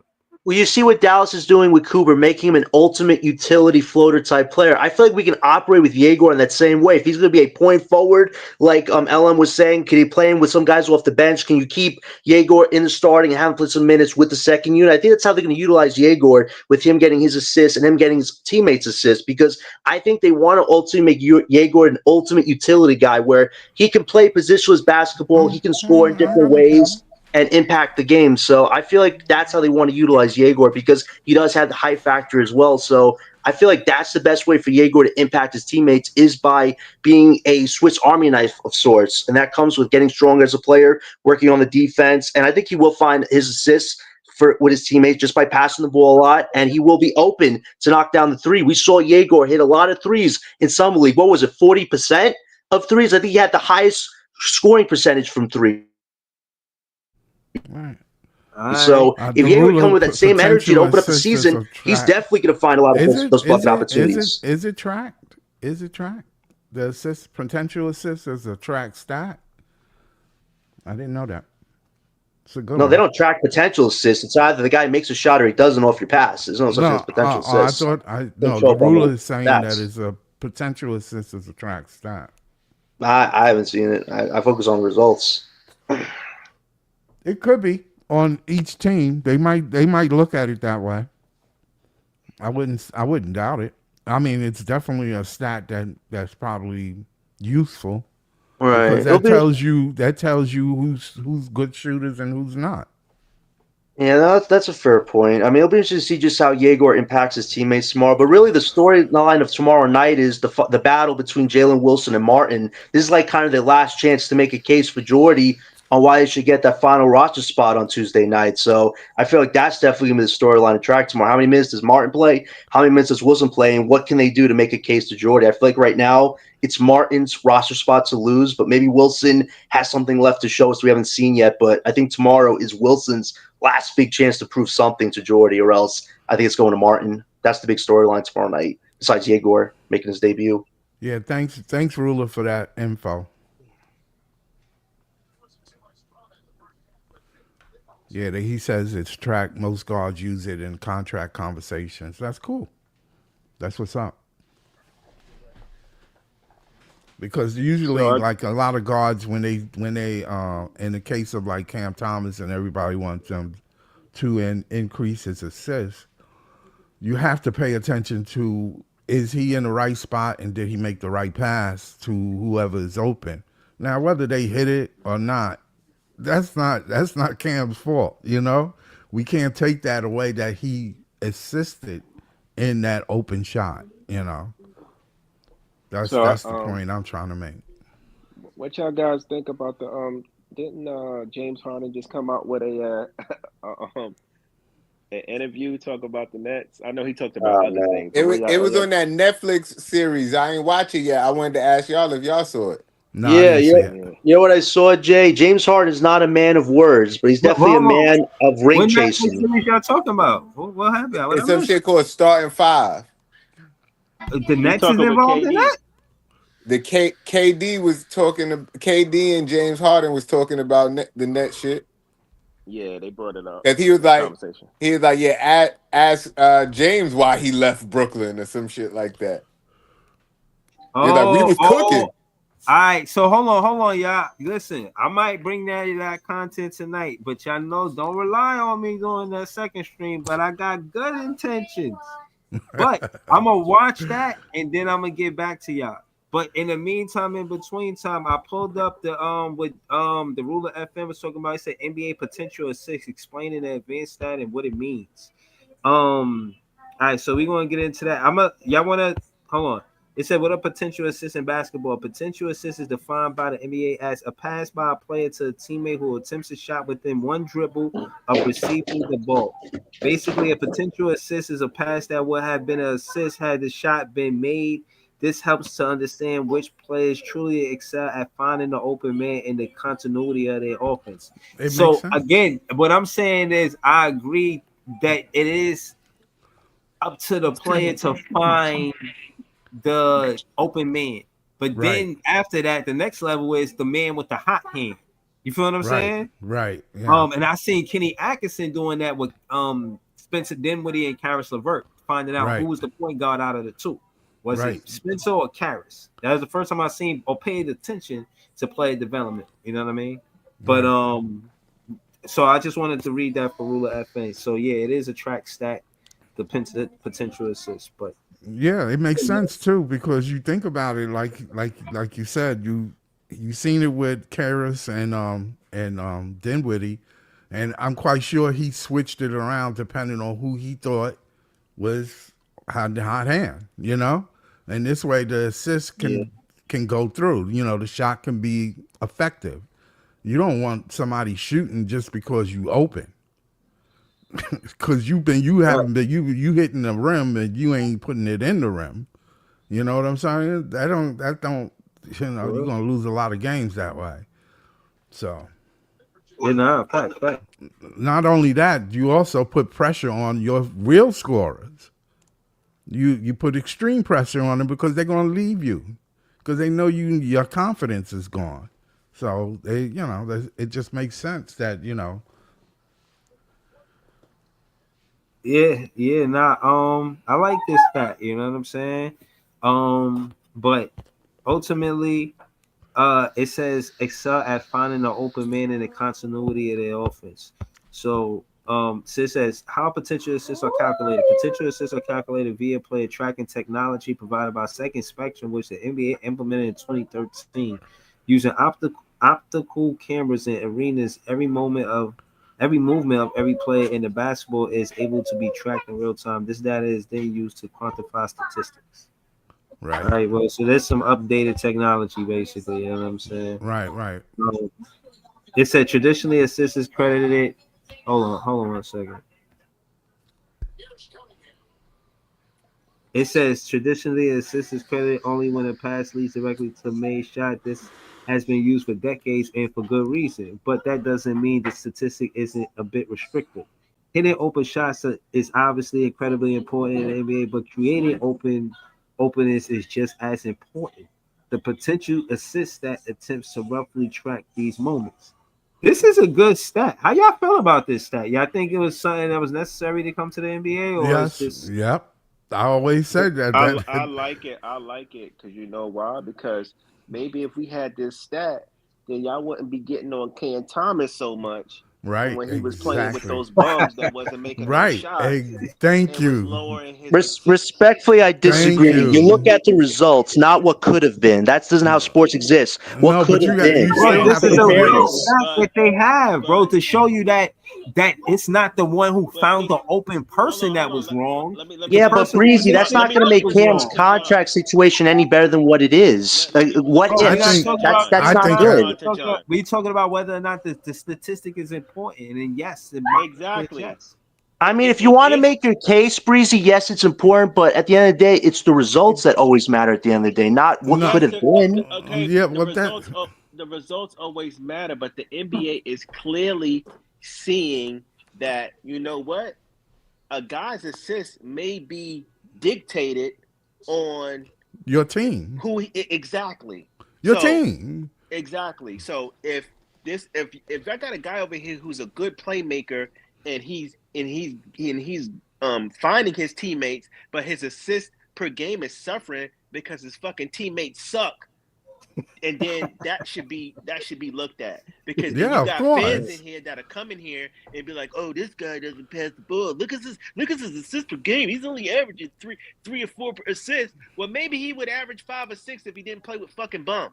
Right. Notorious. So That's that even matters. more You can't sit effective. there and say that the assist per game matters if your teammates is not making fucking baskets Right, because you don't get exactly. assists on your own. Right. You need your teammates to score. Which is why I said he'll average 5 because I think he has a better surrounding cast that can He score. has to average Uh five. It's not In if he terms uh can, of he has to average five we'll assists. That's the see. high bar We'll for see Cam. I'm just He saying. because has to I'm average not it. even just saying this on no Cam Thomas shit. I think this is a good stat it's because just a good stat, man. so It's just a good yeah, stat. I think it's something that's missing. You know what I mean? Right. Because some I guys, don't know if the team is better shooters. I mean, MPJ is a great shooter. That's for sure. But that's a wash with what you call him was putting up last year. The yeah. guard, I mean, I you mean, got I Terrence mean, Mann, just you I got imagine, don't bro. these Just guys that throw. know. just imagine These if you guys are do a shooters. Like I Okay, mean, we'll see. they imagine compared though. We'll to what see. they did last We'll year. see. Just I Jordy's It's going to imagine have though. these definitely for guys knock shooting. over 300 3-point attempts. That's what you're going to see this season. The three My point thing shot is is going to be a huge with part of I shooters. this. mean, I'm not Schroeder was a asking you to better be the shooter. best. You know what I'm Schroeder was saying? a better shooter last year. Last year he was shooting very It's well. it's catch and shoots. And Joe Desai, there was an article I put on Twitter where Joe Desai said we are an international team and we are embracing that identity. So quick pace, turnovers, 3-point shots, like that is what Jordy's going to want to do. So you're going to see a lot of these guys take 3-point shots, whether they go in or not. A lot of the assist numbers will be based off of threes or lob threats. We'll I think see. that's kind of what he's going to do with the assists, We'll and see. an occasional Cam Thomas mid range. Yeah. We'll see. What you mean occasional, Well, bruh? no, Cam because Thomas. it's balance. It's balance. We talk about Hold Cam on, Thomas hold being a on. balanced What I'm player, saying Breeze. is, I'm talking about when they come to consistent. This is a go-to bread and butter type of play. You could rely on. You could rely on Cam Thomas mid range more than you could rely on the milkman. You know what I'm saying, on a holiday. You know what I mean? Pause. You know what I mean? So yeah, man. I I'm think baffled that you even say Cam that. Thomas is going to be one of the very few players on his team taking middies. I mean, you could just see And he's in the not going to preseason. take a lot of them. Yeah, I mean, I don't mind him. He deserves to take him because he can hit him at a high clip. Cam deserves to take any shot on the floor if he's open. To me, that's just me. I mean, he's a scorer. He's a 3-level scorer. We don't have much of that on our team. So, I mean, yeah, if it's anybody Jordy should let shoot middies, it should be Cam. Yeah. Man, shoot the midi if you open, dog. Like this, enough of this. Oh, the nigga midi's a bad shot. That shit is so annoying. Like if you It open, is. shoot the damn ball. Like it doesn't. Oh, you gonna step back and go towards the 3-point line where a But defender can you know, catch up to niggas you. wasn't, you know, Like, niggas wasn't shooting middies with when Kenny was here either. Kenny was like, Kenny wanted true. Youngs to jack up them threes, But but D'Lo Kenny got to wasn't the doing mid that. range once in a while though. Like, He Yeah, but did, he but D'Lo. wasn't.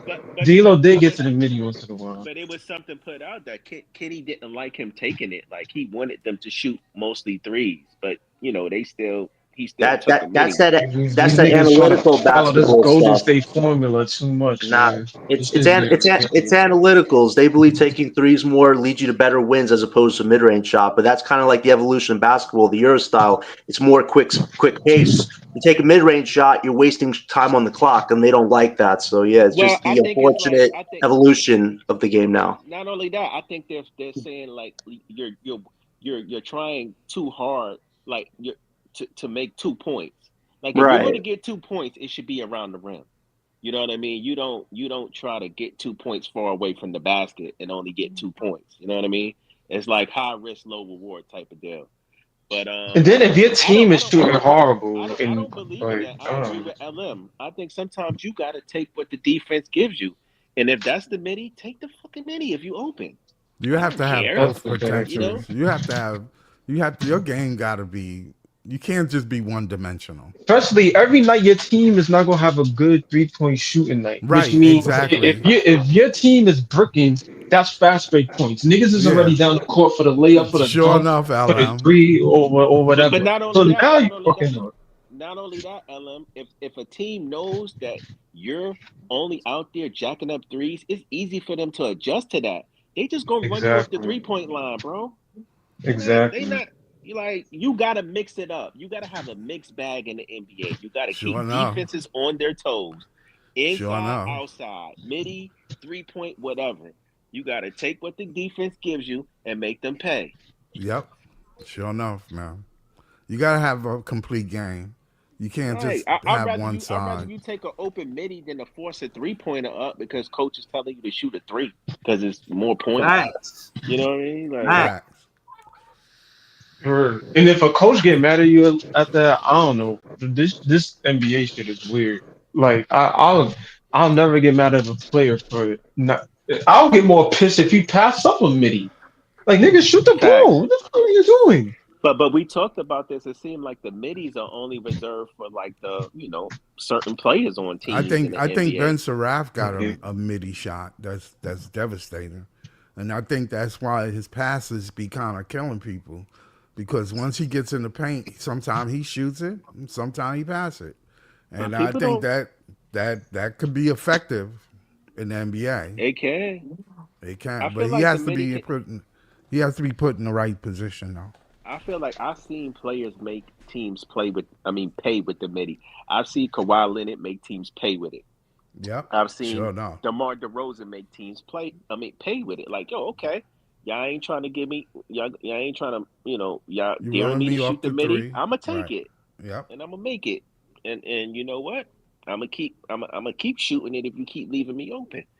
You know what I mean? So It ain't no clear path to the basket. Okay, y'all got the paint clogged up. Cool. I'm gonna sit out here in the paint and shoot this midi and shoot your eyeballs out.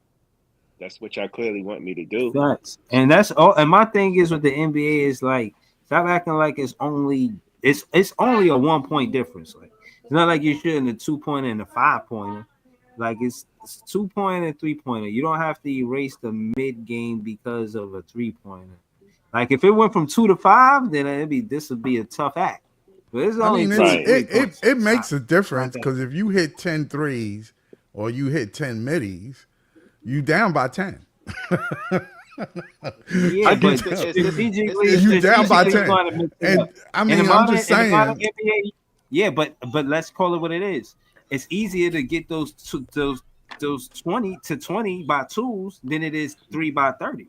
yeah, it Not should really. be. It Not should really. be. It should be, You think but I it's don't know if easier? the I don't know. Did you see Gabe Vincent cooking Cooper Flag in the first 5 minutes of that game yesterday? nah. Gabe Vincent hit five. No, I think it was either 5 or 7 3-pointers in the first 5 minutes of that game. Some shit. Or Cooper Flag head, bro. oh, all of them going to get toasted And in the because that was NBA. just because they had Cooper starting at point guard. Another reason why I think they don't want you taking middies because they know that in this game and in this today's NBA teams can take off on you real quick with that three Real Fact. pointer. quick. So That three can get that real 10 point dangerous lead will real fast. evaporate like 2 or 3 shots. So I mean, like we've seen it. Like 20 point leads ain't nothing in the NBA, bro. Nope, We've sure seen teams enough. blow them like, you know what I mean. So the 3 point shot makes a 20 point lead not much, in today's NBA. So I guess that's why they don't want them shooting it. They're like, yo, this is a low percentage shot for only 2 points. If you're gonna shoot the jumper, you're gonna shoot it far away from the basket, shoot the three. Yeah. Best bang for your buck type of deal, analytics and all I that. mean, I think I So dig the analytic part. I dig it, but like I said, you still got to have a complete game. In the I NBA, agree. if you don't show them that you can, because in the playoffs they're going to take something away from you. Exactly. That's the key. Their defense is going to be geared to take away what you do best. Exactly. Facts. If you don't come in there and show them that you can go another level, you're out. Facts. You're going to be out. Trust me. And that's what any team in the NBA. Man, I just think offenses is about having a mixed bag, bro. You Yeah, gotta you have a gotta little have bit it. of everything. That's how you Gotta. keep defenses on their toes. If defenses know you only good at one thing, then they gonna play you to they gonna play you to your weaknesses, bro. So this is why, that not to cut you off, but this is why I think looking at the rookies, I expect them to make mistakes. I expect them to feel the pressure. I expect them to show some kind of skill level that they're good at. Now, as the season go on, I want to see you pull another trick out your bag. If you could pull a second trick in one season out your bag, then you are making improvements. Then you probably NBA material. But if you So just you like saying you want to see two developments per player? That's dope. right, exactly, as a coach, That's a especially if I'm coaching successful. you, That's a especially if successful I'm player coaching you, development season. Yeah. right? I'm coaching you now. I'm telling you this is what listen. Yeah, we know you can get to the rim, but you got to hit this outside shot. When we swing it around, you got to hit this shot, man. You got to hit this shot because if you do, they're going to take that rim away from you. They're going to take that away from you. So that's the key. That's the only thing I want to see from these rookies. Yeah, you're not Yeah, no, they I'm gonna with you. clog that paint up. Shout to the Ruler FM, man. I'm gonna make Yeah, you a word up. moderator after this show. Yeah, Shout because to that was a good one. I made a lot of moderators. Y'all gonna look for that. You know what I mean? Shout to Joey BK and Memo on the show. Shout to you know what I'm saying. This is JTV helping me build this brick by brick. You heard me? Shout to everything Brooklyn Nets, John. Shout to Scott. Shout to all y'all, man. Y'all already know what y'all mean to the channel. Um, but yeah, man, for the most part, I just want to hear what y'all got going on. Y'all want to speak on some of the preseason games that's happening tonight? Because we pretty much covered everything in the title. I just wanted to do that. And for if in the midst of things, I didn't tell y'all that I want the Nets to win. I want the Nets to win. That's a Of fact. course, of course. Y'all tankers ain't mad at preseason wins, are y'all? Y'all need us to tank in the preseason too. Oh man, that's funny. All right, so yeah, we want the win. We want the win for tomorrow night. But yeah, what y'all think about the other preseason games? Y'all watching that? Yeah, I got parlays. I wish you a merry parlay, man. What's going on, man? Yeah, I've been watching a little bit. I see um New Orleans looking kind of decent. They looking, energized and stuff. We'll see how it turns out. I You know like the what I way don't like? Houston look. Did you say Joey? No, go ahead, Scott. Go ahead. No, I Go was ahead. just saying I like the way Houston look. They look dangerous. I I, just wanted to say, man, comparing is the stealing of joy, man. You know what I don't like? I don't like when every guard, right? Let's just say Jeremiah Fears go off, or Yeah, any other guard go off, and that's been selected in this draft in the preseason. We got Nets fans that want to compare them to Yegor, bro. Like, yeah, come on, bro. yeah. That's Like, not is fair. Yegor going to do this? See, Sharmark should have traded up. I don't know why he didn't trade up to get Fears. Da da da da that's da. net fan pain, man. Oh That's kind my of part of it. God, man. That's Like, net fan bro, pain. it's Yo, crazy. But it's gonna be like that with Ace and Fears all freaking year, bro. Fears and Ace and Molly What do you think Mollywop about too. Ace having what you call um tendonitis or whatever he have in his knees? Oh, he do? Yeah, That's Danny Ainge trying to tank for another top pick, Scott. Anytime you see you him on an think so? injury list, it's not because listen, the guy was great in that first game against Kevin Durant, talking that trash talking. Ainge is like, oh damn, I got to tell this kid to cool the jets. I mean, come on, this I don't guy know, John. looked It's really good in his preseason, bro. preseason games. You know how Danny Ainge operates, Scott. This guy wants to try to steal another top pick under our noses. It ain't gonna happen. It's Oof. preseason. I low key think I think uh I think Ace is he's brittle, bro. He might be on something. I ain't trying to jinx him. I just think he little, man. Dude is skinny as hell. He might be on some LaMelo Ball, We'll always hurt, find out, brittle right? type of stuff. We'll You find mean you out. already having problems, tendonitis in your knees, bro? That's them brittle bones, man. They're gonna run you like a fucking horse. So I don't know. if you ever and if anybody ever been to a horse game track and meet, when you see the horses run, them horses be damn near Well, dead when they finish. exactly. But you know what, Scott? I tell you one thing. I tell you one thing. They better get ready, because you know Yeah. what? The NBA season is totally different from college. You play way more Oh, games.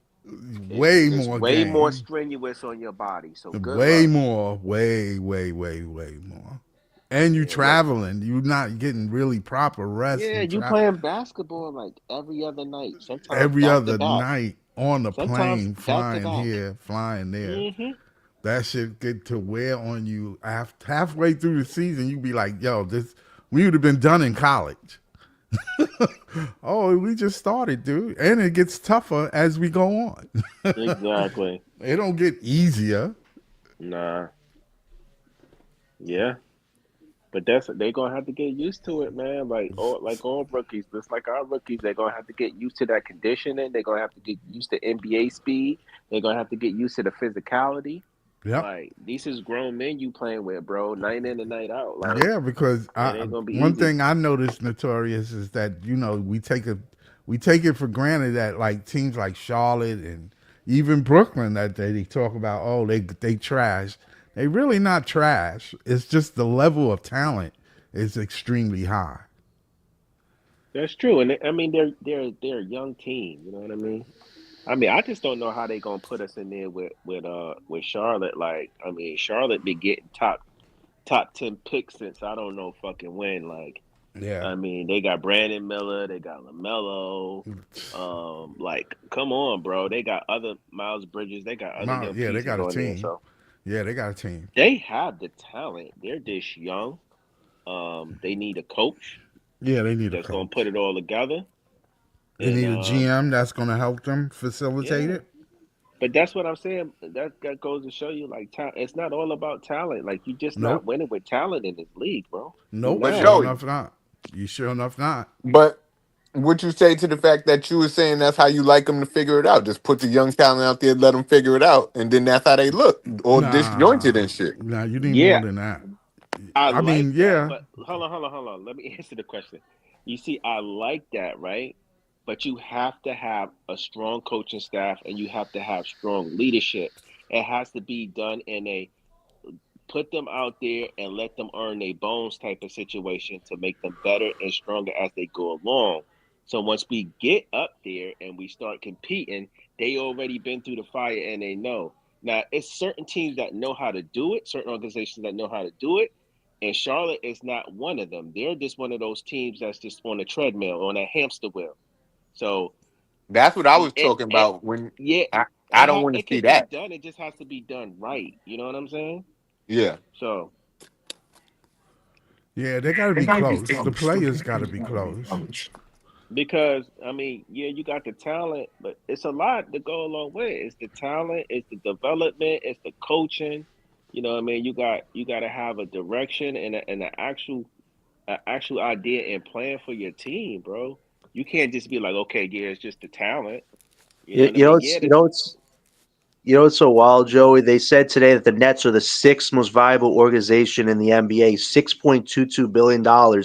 I got to give it a little bit to Sean and Joe. I mean, for you've turned an organization that was making millions in Jersey into a $1 billion organization. That takes a lot of work behind the scenes, but it's like, what have you done in front of the scenes with building the yeah, but sustainability, building the most of that, culture, and everything? They have not succeeded in that. That's what's got to change. Like, we do not want to become the Knicks where we could sell all the merch in the world, but the talent will never match what that is. We're not trying to be in this for profit. We're trying to be this for sustainability. That needs to matter too. yeah, Like, most that of has to that be is figured based out. off of real estate though, bro. Like, you Yeah. Yeah. notice how all the teams in the NBA that's in the top six, they're in like New York, They in big LA. cities. I Yeah, talked they're in about big it. cities. Right. So it's mostly based off of real estate, bro, where Yeah, you yeah, yeah, playing at. yeah. That's where You the know what I money is mean? at. I Because mean, the fucking Barclays alone is probably like 4 billion with the building and all that shit. And you know what I mean? and not to mention that you in a borough that's the size of a city, Exactly. and bigger The than biggest some city in the world, or one of the the big biggest cities in the world. it which if it was a city, it would be like the third or the fourth biggest city in the United States on its own. That's why I be telling people like winning does play a part in like a team, like as far as success wise, as far as like money wise, but it really don't when it comes to like big markets because the big markets they gonna eat regardless, bro. Right. They gonna eat regardless. I brought that to my I did a stream and I brought that to attention to everybody that it doesn't That's why matter. when people was like, when the Nets are losing, oh my God, they're gonna move to Seattle. Oh my God, Hell they can't. no. This Why is they gonna gonna move happen. to Seattle? Listen, man, the Nets been losing for how long since Katie them left, and you know what? The evaluation's still going up. It's Yep. still people going to the Barclays, buying tickets. People thought that nobody was going to go to games. Listen, and I get it. Y'all gonna say, well, most of those is not Nets fans. It don't matter. At It the end doesn't of the day, matter. that's still green in size It's pockets. You still think he green and care? white coming in. Exactly. That's still It's money still in his green and white pocket. He coming don't give a. in. I mean, he wants the team to do well, I believe. But I what believe I'm that saying too. is, the Nets can lose and still stay afloat financially, being where they're at. Yeah, sure enough. But I would like there to be more net fans in the building. Yeah, I agree. Yeah, I Absolutely, would for sure, too, for sure. for sure. For sure. I'm just talking from a financial viewpoint. Like, yeah, the organization is going to do well financially based off their setup. Yep. So, Yeah, that's true. now If if they they want more fans in the building, they can utilize podcasts like mine, bro. That's They true. could But just have Yep. I don't like fucking No, I no, seriously, highlighting like that. they could have a situation, or maybe to get a more popular podcast, like Eric Slater. He got locked on that. He directly connected to the Nets. Maybe put him in a situation where because Breezy thought of the idea first. You make sure he good and the people on the panel good. But other than that, you put a situation where it's some type of raffle, or But they get group tickets. If 5 fans in your chat say that they go together, but they could all meet at in front of the Barclays and pay a certain price, or but something Or could work maybe can I they out. say? could just Can I say? listen to the fans and put a product out there that the But fans actually want to see. Jay, They That could part, just do that. Jay, I yeah, agree that with that you would work. on a little bit on that, but I then I don't, because here's believe why. that'll work too. And Hold on, wait. I was trying to say something to rebuttal to what you just said, Joey. I okay. don't like I don't like to fucking give them the scapegoat to say that. Like, oh yeah, no matter what, we gonna be profitable because we in Brooklyn. Like that just give them the scapegoat to do whatever they want. Like, Agreed. I I agree. agree. but Right. God, what you about to But say? this is what. But I don't like the scapegoat, right? And I'm gonna come back to you. I don't like the scapegoat that we gotta be winning in order for fans to show up to the Barclays. Because here's why. It pains me to say this. No matter how bad the fucking Knicks are, their fans show up to go watch them play. They Sure could be enough. dog shit and win 10 games And a had the season. highest ticket. That building is going to be full of Knicks fans. And So had I the say highest that to ticket say in the this. NBA. Hold on, let me land my plane. I say that to say this. It don't matter how good or bad the team is. Listen, as Nets fans, as our Nets fans culture, we got to be in there supporting the team, bro, through good and through bad, because that's what real fans do. Serious. That's a fact. Yo, But and That's a and fact. for, on I the, I think just the want let me say this one thing integrity. real quick, Jay. Go ahead. Yeah. Jay, just walk them, just slow it down. Jay, tell them about the experience, bro. Because it was me, Jay, what was it, Dre or Tommy? Which one was it? Tommy. It was it Dre or Tommy? Who was that? Tommy. Tommy. Yo, bro, that I had a good time. I really enjoyed myself, bro. I think we lost that game. Did we win? I think it was a loss, but it's still just the building, the raw of the building. When you know what I'm saying, something good happening on the floor when they playing ball, bro. Come to the games. Come to the games, man. That's all I can tell y'all, man. It's like me and Breezy said. I just hate that it feel like the Nets got to prove themselves in order for people to support them. But when you got other teams in the league, no matter if they good, bad, or mid, they fans is there supporting them. So why can't our fans do the same thing? Why our fans got to be like, you know what? And I'm not saying nobody on this panel. The Brooklyn Man, niggas is too cool, bro. I'm only a Nets fan when they win, and I'm gonna say I'm a supporter. But if they doing bad, man, I'm gonna hide back in the bushes like Homer Simpson. I'm back up in the bushes. I ain't supporting them like that. I'm good. They gotta Like show me my something. thing is, yo, you know Like what it Breezy is said, they too. gotta show me something. They gotta prove something to me for me to Yeah, support no, them. serious. But Like if what? they at least if they match and they Yo. actually heard about assessment on it, something that they probably won't get from big media. I don't want to order. I don't want them to hear us just hating on them with no logic. Like hating on them, that's being kind of biased, just in a negative way. You know what I mean?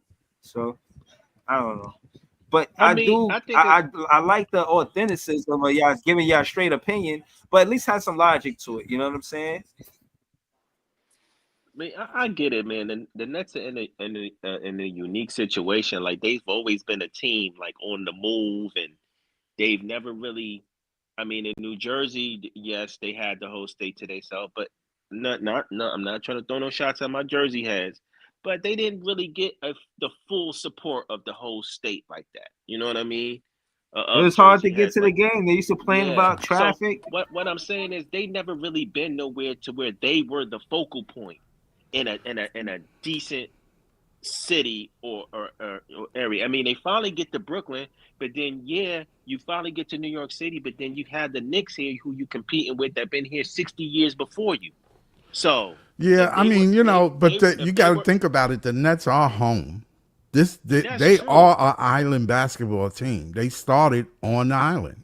That's true. That's true, Scott. They But are home. This is you gotta home. understand. But you also have to understand that the Knicks had a 60-year Yeah, head start of in the course they did. NBA Yeah, in New yeah. York City. Of course, You feel yes. me? Madison So Square it's Garden been there. right. So they're gonna have their core. Like they've been Right. building Yeah, their they got core their for core. they've been building their core for decades and decades Right. and decades. You feel Yeah, me? yeah, yeah. So it's not like the Nets just going somewhere like where they don't have any sports teams, and then Like the they probably would get the full support of the I whole state, Yeah, yeah. or I think city. they good here. I think they good here. like if they're the Nebraska Nets. Yeah, Exactly, or some yeah. shit They like good that. here. They're good Like if they here. went to This is Seattle. If this they is went to home. Seattle, they'd be like, They just need to win a title. yes, If they win a that too. title in Brooklyn, it'll be a wrap. That definitely would help. That But will that thing would is, solidify that they are home. the thing is, it's like it's hard for because you got nomad like Nets fans. You got Nets fans just spread out everywhere, Jersey, Brooklyn. Then you Yeah, got Nets fans that's just all over the states, even some overseas. You feel what I'm saying? yeah. So, I think once they feel like you said, once they start winning and they win a championship and they get that real solid core in Brooklyn and in New York City, it's going to happen with that championship for sure, And I and think things that will start to and change. I think Nick organization worries about that. Oh, absolutely, They absolutely. are worried. Because Trust If me, the they Knicks, are. if the Knicks don't make the Eastern Conference Finals, this is a complete failure season for them. As everybody says, they're going to be in the finals. Well, if the Cavs or anybody else in front of them, this was a great season for us because we have their picks the next 3 years. So yeah, let them keep saying they're the favorites. You got to prove it at the end of the day. You can't just rely on being a favorite. You got to prove it. right, it's sort of like when the Mets. I don't know, like when the Mets won those two championships in the '80s.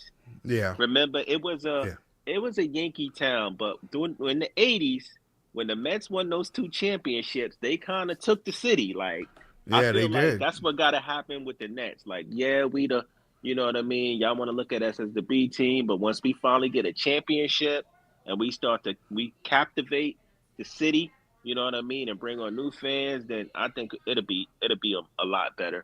But Yeah. I'm a rock out regardless though, so it don't matter. Like Yeah, that's how I it said just that. I said the same thing. I said some of the same thing, Joey. I said it's not that I so much hate the Nets, but y'all heard me and Notorious articulate the history of why we don't like the Knicks, and on top of that, how they really halted a championship roster with that the Nets was trying to come into the NBA with the merger.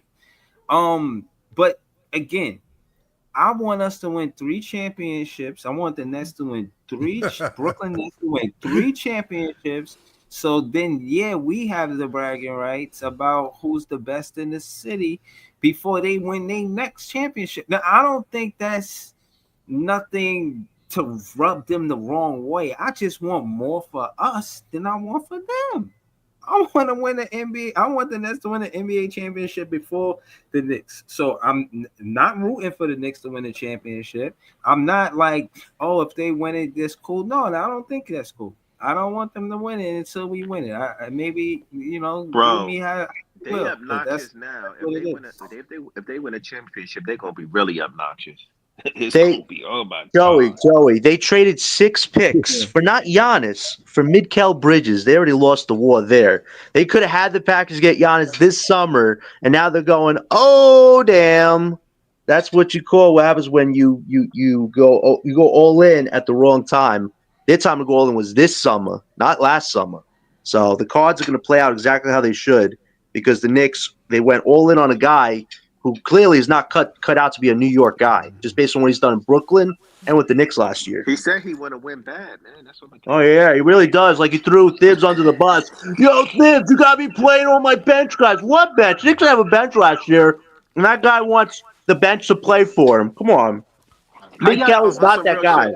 I want to keep talking about the Knicks, but this is a fair question. How y'all think Mike Brown gonna do this year with them? I think Mike Brown did a He lot might be by good. getting all of that bench help. I think he actually because the all the hype around it, I think he's going to do good. But I do think there's going to be that contrast of Jordy and Mike Brown because Mike Brown they both coach the Sacramento Kings, and they're gonna start saying stuff like, "What if your team? Would he be in for a championship?" They're gonna contrast Joey Fernandez and Mike Brown, but I think they're gonna be successful. I don't really want them to win the championship, but do I think they could win? I think they could No, come out the East, They got a shot. but I don't think they could beat the no, conference they are championship. I don't the think they could beat the OKC Thunder. No, they will no, never I win don't a think they could beat the. championship because they No, sabotage no. that team, like you said, Joey. They sabotage that team, and they've been cursed ever since. Hmm. What team? What team did sabotage? Which one? The Nets championship team. Oh yeah, that roster. Yeah, yeah. Yeah, they Yeah, sabotaged the Nets they did. championship team, and they have not won a title since. It's not a coincidence. That Yeah, is a but that's fact, why, though. that's why I don't root for them. I didn't, and again, like I said, it wasn't because I used to do the show KV and Who Run the City podcast. They was making it seem like, oh yeah, you're just being petty, you a hater, this and that. And I'm not gonna lie, some of me were leaning towards that until I read that book.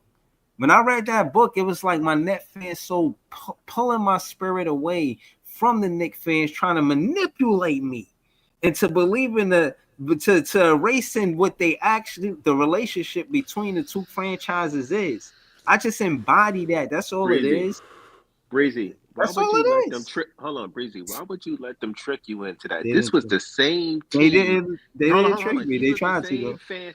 Real quick, these was the same fans who was rooting for the Bucks, praying that the Bucks beat us in that playoff series. They were celebrating Exactly. when the Bucks beat us. Exactly. We I had them will never down root for 3-1, nothing. and they I were will still never root rooting for. for the Bucks. Yeah, Crazy. I will never root for nothing. The Knicks fans are haters, bro. I will Right. never root for them I ever can't in root for life. them, bro. I cannot root for them, bro. Even if I like maybe a player or two on their team, because before they got there, I liked the player, and then they went to Listen, the Knicks. They just I'm a New York dude to the heart, soiling right?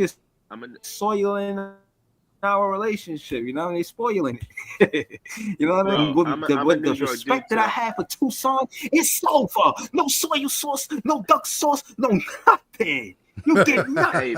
I'm a New York dude to the heart, right? Like, listen, It listen. I'm a Yankee fan, is what right? it is, But man. if the Mets was to go to the World Series, I'll be pulling for them. Yeah, I'm a yeah, Giants fan. If the Yeah, me Jets was too. to happen to go to the Super Bowl, I'll be pulling for them. yeah, yeah. Me But too. if the Knicks Yeah, that's go true. to the finals, nah, that's one New York team I can't get That's where behind, we That's bro. draw too the much. line. I'm sorry. That's where we draw the The line. line in the That's where we draw the line, bro. sand. Right. Yeah, that's enough is enough. You know what I'm saying? Like for real.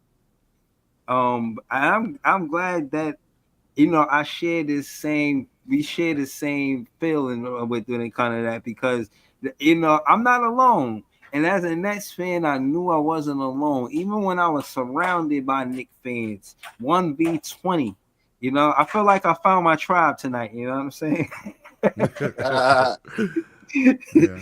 But yeah, man, shout to Notorious. He pulled up, he told you the championship run, and we're gonna end the show with that. Just tell us what the championship run is, real quick, and then we gonna end the show with that, Joey. So, like Jay said, I'm happy with just the Nets championship. I mean, it don't matter, but you know what I mean. But the epic road to a Nets championship to me was to beat the Sixers in the first round, beat the Celtics in the second round, beat the Knicks in the Eastern Conference Finals, and then get the Lakers out of here in the finals because we owe them that get back from Kobe and Shaq. Mhm. When Shaq was Hell yeah. bullying and Right. bullying the Nets, ducking on like four players at one time. We owe that. We got to get our lick back for that. True story. Gotta It get was our like get four back for players real. pulling on Shaq arms. It was like two players on one arm, another two on the other arm, trying to pull him down from dunking. right. Yeah, And still yeah, no, still we gotta didn't get get our the get back. foul That would call. be the Uh, right. but you know what? Yeah, no. If Mm. if I mean a Nets championship would just be good with me, bro. But yeah, regardless of who we play, but that would be dope though. It'd probably be far fetched to happen, but it would Yeah. be dope. All right, so yeah, we're gonna end it. We're gonna end it off with that. Shout to everything Brooklyn Nets John. Shout to Scott. Shout to This Is JTV. Shout to Netorious once again, man. Couldn't have did this show without you. Thanks for pulling up. And remember, man, Nets fans is the best fans. We're gonna be back with more content really soon. Until next time, peace. Peace.